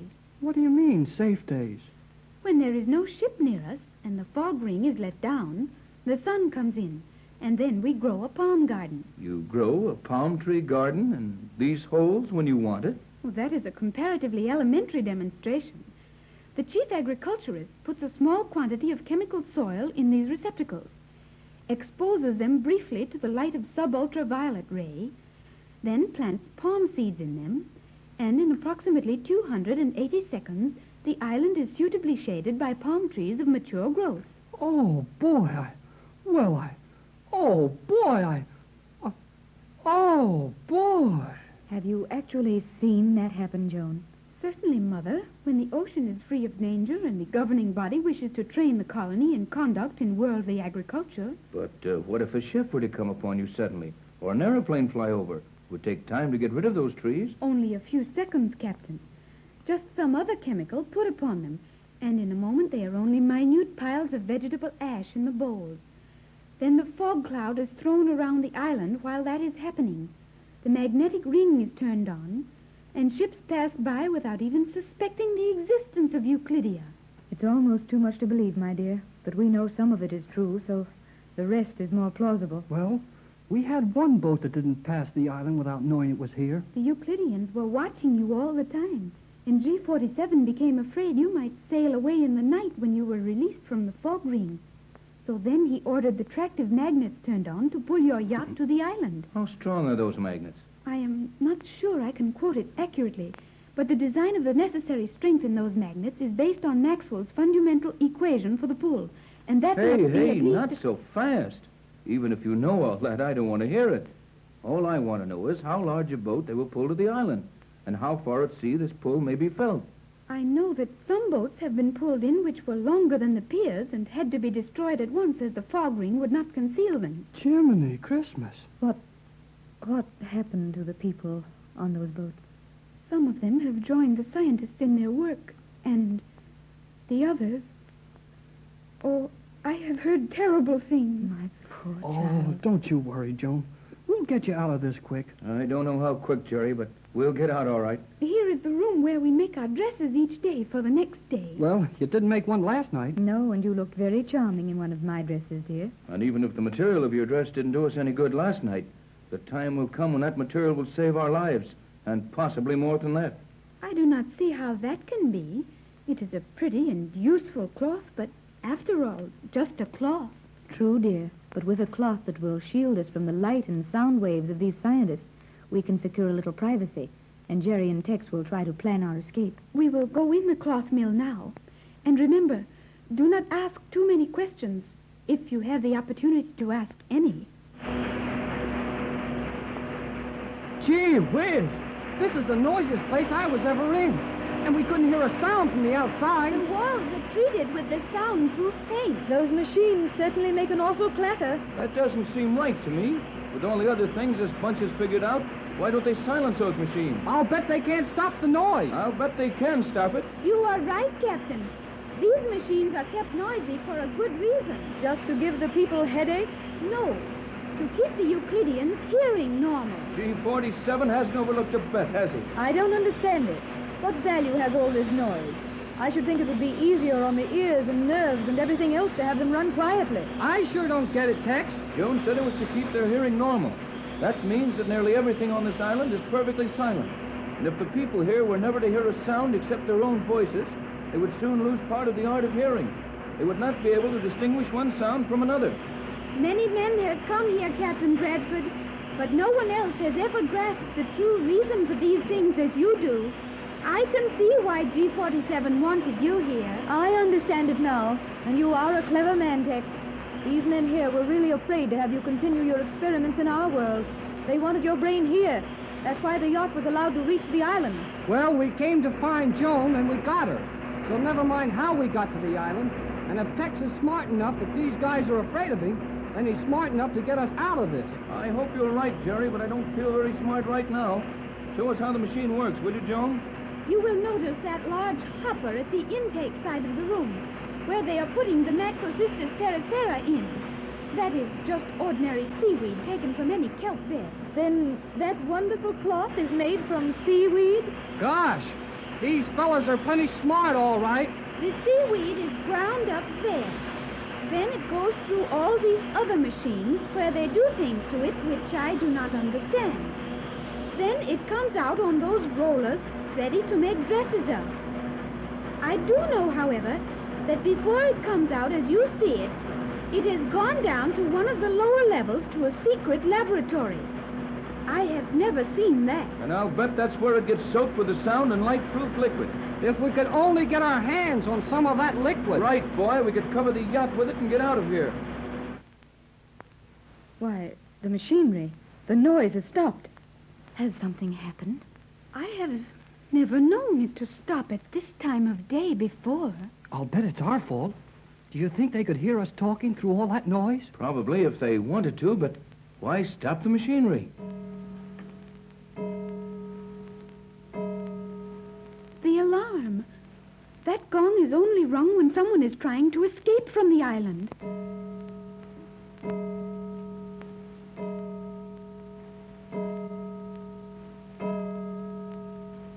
Strokes. That means near Pier 5. Your yacht is anchored at Pier 5, Mother. Someone must be trying to escape from your yacht. I'll bet the skipper's trying to take a rowboat out. Boy, I hope he makes it.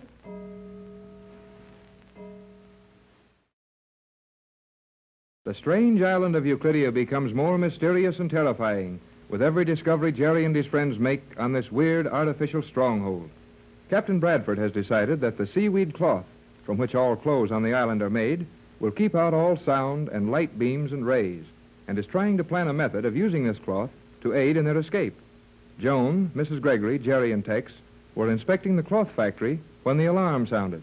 Someone escaping from the island, escaping from the very pier where the Gregory yacht is held. Jerry has run off after some of the island men to watch them prepare for the capture of the escaping man. I wish Jerry had stayed with us. These terrible men may be very angry to find Jerry following them. You need not worry about that, Mother. Jerry may go with them if he wishes, but he may see someone receive a horrible punishment when they catch the escaping man. You say when they catch him, not if? Isn't there any chance at all of getting away? No, Captain Bradford. G-47 has been here for many years, and since he started this colony all alone, no one has ever escaped. Where did the men go, the men Jerry was following?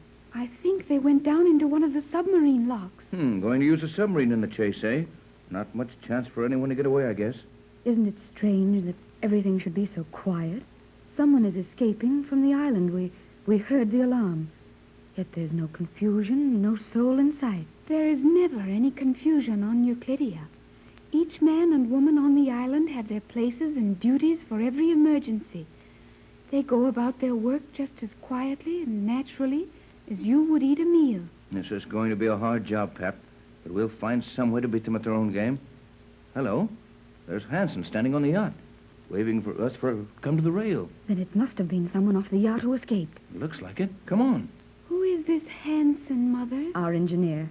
A fine, steady sailor who's had the motors of my boats for 3 years. He's all excited about something now. He's pointing at the bridge, then down into the water.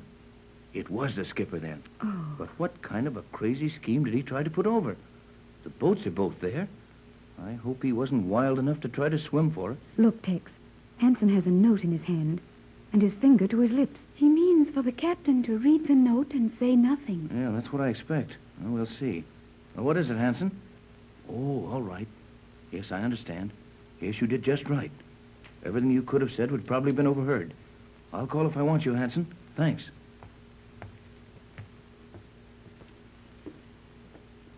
Isn't it strange how loud his footsteps sound on the deck of the yacht, and ours make no sound on the island floor? Those sounds are very comforting to me, dear. And you will learn to live in our world where natural things make the natural sounds they ought to make. Good, healthy, natural sounds. All this perfection of silence here, it's too much for me. But I can't tell you what is in this note until I get it under some of their ray-deflecting cloth and show it to you. I'm even afraid to hold it out in the light any longer for fear they have read it. But it's good news. Good old skipper. Well, can we take it in the cabin now and discuss it? We have enough of the cloth to screen a room or at least a section of a cabin. But I want to go back and look for Jerry. The men should be coming back now, and I want to meet that foolish boy before he makes them angry. He will ask too many questions, and that they will not like. Good idea, Joan. Take your mother with you. Go and find the kid and keep his mouth shut. If he hasn't opened it too far already. I'm going aboard the yacht and do a little figuring on this note. The alarm again. That means they have not found the one who escaped. They will be sending out another party to search the ocean.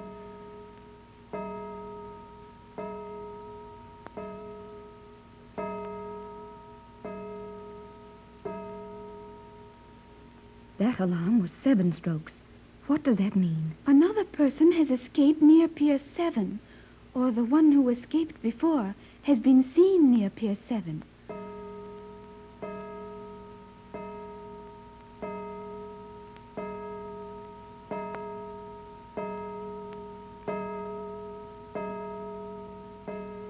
That was 10. Does that mean Pier 10, Joan?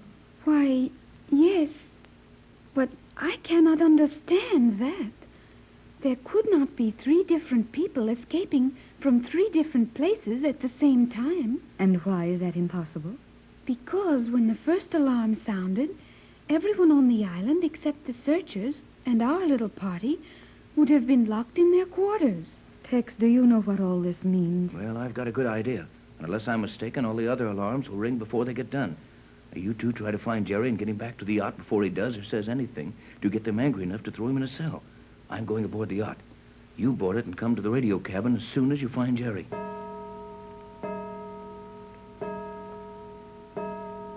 I have never known anything like this to happen.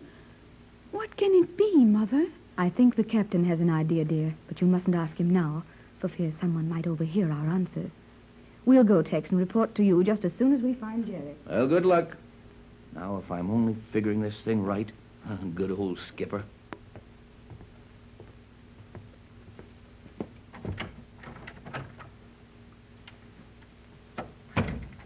There's no need to bother with this cloth over my head now.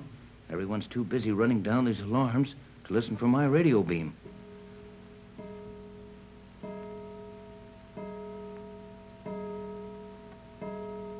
Boy, the old skipper is sure stirring things up.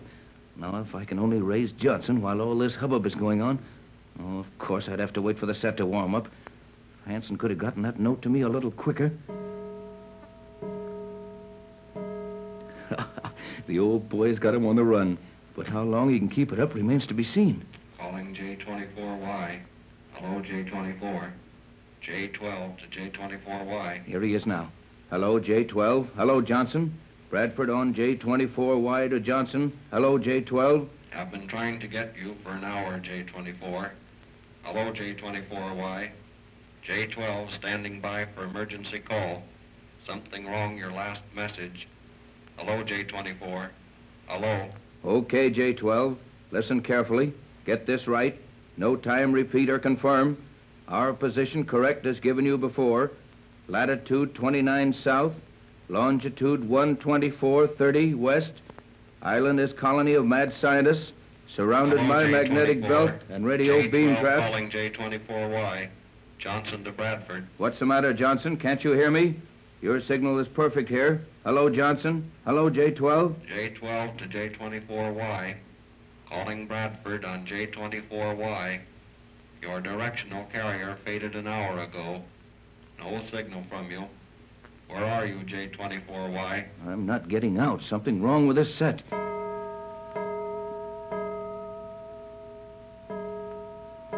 Yeah, the skipper is keeping them entertained, but it won't do any good if I can't get through here pretty quick. Hello, J12. J12. This is Bradford on J24Y. Stay on Can you your hear me, wavelength. J12? You can hear me. J12 signing off. Have several private phone stations trying to reach you. If you can hear this and need aid, get message to land station for cable relay. J12 standing by. Oh, he's gone, and he couldn't even hear my signal.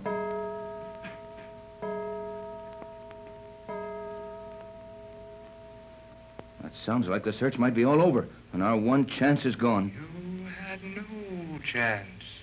Did you give me so little credit as to think I would leave your radio beam open just because some silly fool wanted to experiment with my punishment for attempted escape? Your directional beam is being completely absorbed by our metallic blanket. You may speak to me through your radio. If you can think of anything intelligent to say... I have nothing to say.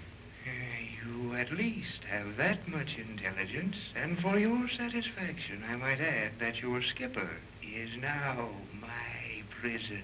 What are you going to do with him? You will never see him again. Now, your friends are about to enter your cabin, bringing with them enough of the cloth you want so badly that you may line your council chamber with it. You may talk without fear of my hearing you, and plan more of your silly attempts to escape. But please do not compel me to remind you again of the stupidity of trying to use your radio. I'll get that fellow someday if it's my last act. Oh, Tex. Tex, I've just heard the most terrible thing. Was that the skipper who tried to escape? Yes, Pat. What happened to him? They turned the full power of all the current on the island into the screens at the end of the piers. A man swimming within 100 feet of the ends of those piers would be paralyzed and drown at once. That's bad. For the moment, I'll have to ask you to forget it and help me rig up a screen of this cloth we have, big enough for the three of us to talk under at once. I have some news, too. Use the porthole screws and the backs of the chairs. Lay some on the floor. I've got to talk to you at once. Will this be all right if I put some over here, Captain? That's the idea. We're almost hemmed in now. The floor is covered. The radio panel will do for this side. Not much air in here, but what I have to say won't take long. How can we hold it over our heads? I guess we'll have to do just that. Hold it. All right. There isn't a speck of light coming in any place now. Now listen closely while I tell you what happened. Yes. The skipper staged that escape so I could have a chance to use this radio without being overheard. What? That was what the note said that Hanson gave me. And did you use the radio? Yes, and the only one who heard me was G47. Oh. I should have known he would intercept my beam. Did you get any of your message through, Captain? Not a word of it. I could hear Johnson trying to call me all the time, but he couldn't even get my signal. Oh, then it was all useless. And the skipper. Oh, Tex, I feel so badly about that. He was a fine man and a grand friend of ours. Yeah, keep your chin up, Pat. That's the one bright spot in the whole thing. But, Captain, the skipper must have been killed. They always are when they try to swim through the electric net. Yes, but the skipper didn't try to do that. He merely used my air rifle. Doesn't make a sound. And he shot through the portholes here so he wouldn't be seen. Well. Shot pieces of steel wire at the ends of all the piers, the range the gun would reach. No. He knew those metal pieces striking the water would set off the magnetic alarm. Then where is he? Safe in a locker down on the keel. G47 tried to bluff me about having the skipper a prisoner, so they haven't located him. We can smuggle this cloth and food to him. We've got one more on our sides than they know anything about. Oh, that is fine, Captain. That almost makes up for the radio message not getting through. We've got a man whom G47 thinks is missing, and we may be able to use him in many ways. Good old skipper. Now, with this cloth, we may be able to do something with an idea Jerry had. Say, where is Jerry?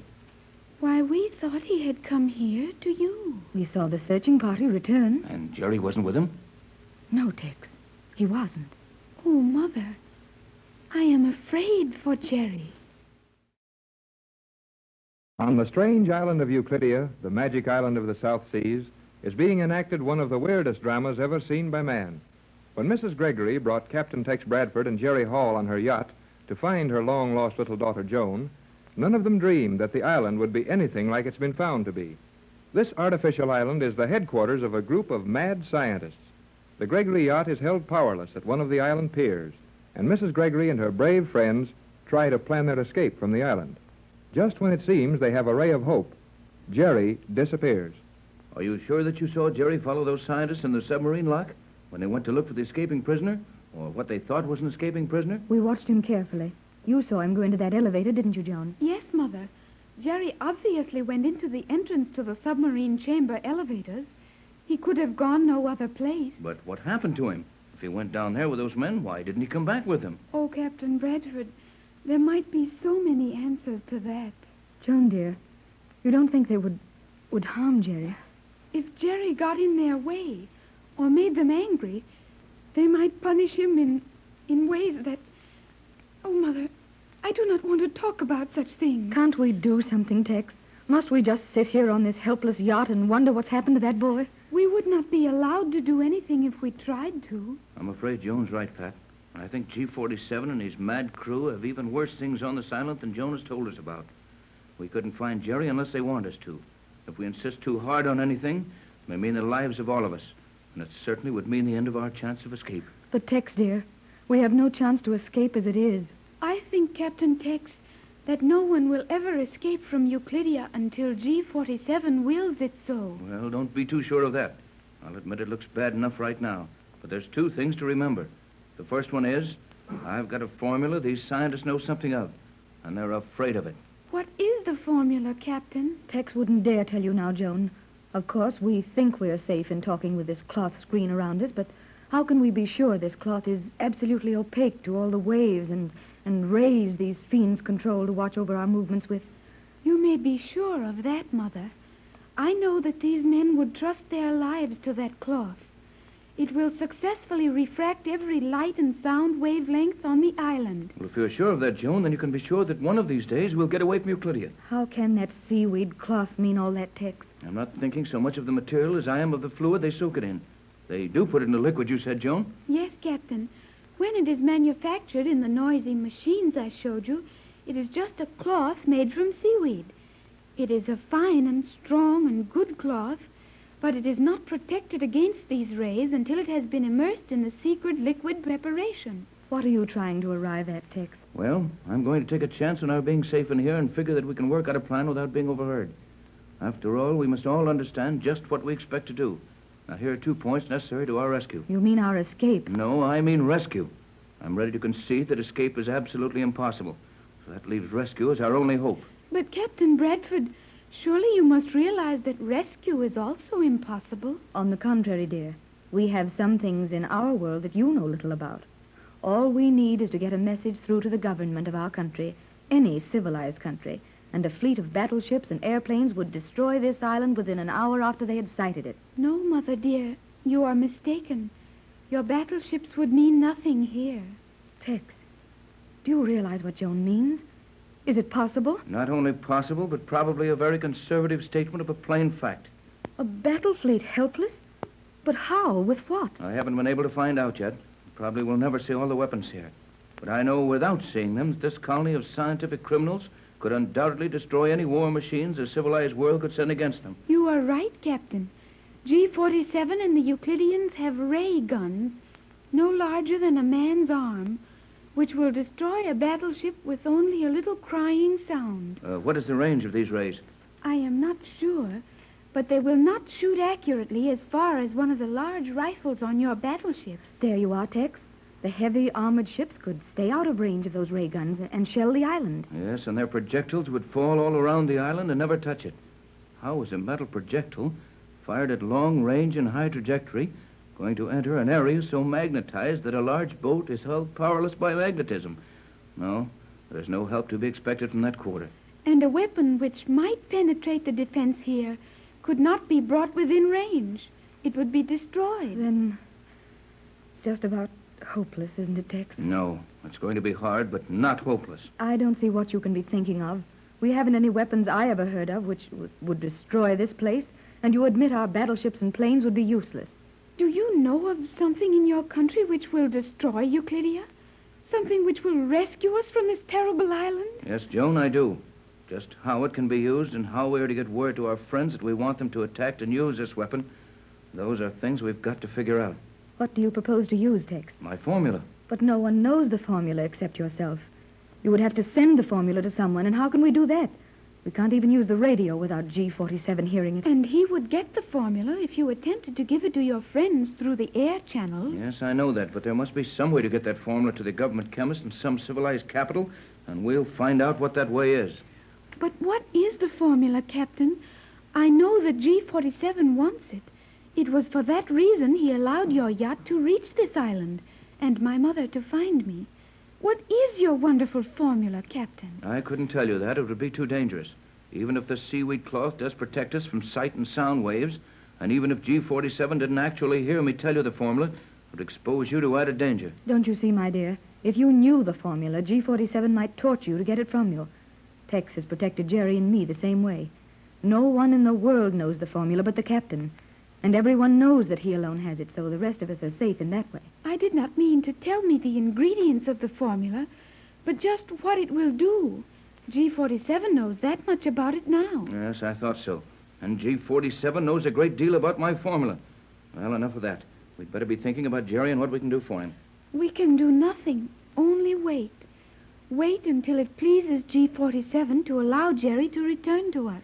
Is this true, Tex? With all your knowledge of science, all my money and influence, and all our friends in the world out there, we must just sit quietly while a mad scientist does as he pleases with one of our party? Yes, I guess that's about right. Here we are, sitting in a cloth room within a little cabin, trying to plan an escape from the most powerful man the world of science has produced. I wish Jerry were here. You do not understand the terrible things that could happen to him here on this island. Don't you think we ought to go and look for him, Tex? I'm sorry, but I don't. Whatever has happened to the boy, it's something G47 has planned to have happen to him. And for the sake of ourselves, our rescue, and possibly the safety of many others, we've got to keep quiet and let G47 do as he pleases. I think there's no danger of his hurting Jerry, or any of us, unless J12. he gets my formula, then. J12C calling J24Y. Hello, J24. There's Johnson. Hello, J24Y. Hello, Bradford. J12C standing by. Your last message received and logged. Your position 29 south, 124.30 west. Can't understand why no signal from you, since I warned you of storm center at 27 degrees south. Will be standing by when possible. Johnson standing by. Good old Johnson. He'll get to us some way. He knows that I would have the receiver standing open if possible. It won't be long until we have a friend within striking distance. Hey there. What's the idea of the tent? Oh, it's Jerry. Come inside the little tent, Jerry, and be careful not to leave any opening. Boy, have I had a time. And have I seen things. They didn't hurt you, did they, son? No, not yet. But they showed me plenty of things they could hurt me with if they wanted to. I've been in their local observation chamber, looking through the instruments that let you see everything on the island, and inside it, too. Could you see us in here? No, sir. This cloth is the real stuff. I could see through every other place on the yacht, but this cabin just showed as a black square. We couldn't see or hear anything you were doing here, but we could see the skipper. Oh, then our plan to keep the skipper in hiding is blown up. I was of the opinion that it would do no good to hide him in the hold of the boat without this cloth to cover him. No wonder they weren't more worried about his escape attempt. And of course they gave up looking for him just as soon as their instruments located him on the yacht. I guess they let me see all that, just so it would scare us out of not trying any more tricks on them. Yeah, we're going to try one more, just the same. You're sure we can talk freely here, kid? Oh, absolutely. This cloth stops all the loud and sound waves. Okay, then. Pat, will you and Joan take a few turns around the deck, just to be sure no one surprises us, while Jerry and I work out a little plan? Of course, Tex. Come on, Joan. Call us when you're ready. Now, Jerry, we've got to figure how to get the formula of my universal solvent to Johnson. I didn't want Joan to know about it. Then she'll be safe from G47 when he tries to find out more about it. The universal solvent. So that's the formula. Yes, Jerry, I've actually got the formula for a universal solvent. Oh, swell. Oh, but when you make some of it, what are you going to keep it in? You're all right, kid. You use your head, don't you? Well, I figure that if you have something which will dissolve everything in the world, it would be impossible to keep it in any container. It would just eat right through it. Good boy. But I can do it just the same. And I'll show you how when the time comes. Just now, we've got to figure how to get the formula to Johnson. He's a lot closer to us than he was, right now. Gee, how do you know that? We just heard his signal. I'm keeping this set hot all the time. Only the receiver, of course. And Johnson said he was standing by. And that the latitude of the storm center is now 27 degrees south. That's all in our code. I remember. He means he's on his way here with a boat, and he'll stand along north of us at latitude 27 south till we can get a message to him. Right, kid. And even if they intercepted his message here, they wouldn't get much out of it. Now I know how Johnson can rescue us, if I can figure how to get that formula to him. But with this magnetic fog of theirs intercepting all our messages, how can we do that? Heck, a code would be too dangerous for that formula. There is only one way I can think of that a message can be safely run past the automatic protection ring on this island. Is there really a chance, Tex? More than a chance. And it's all thanks to Mrs. Gregory's good sense that they're on board. She's carried them on every cruise we've ever made and trained them constantly. Now they're going to save us all. They'll get that message to Johnson.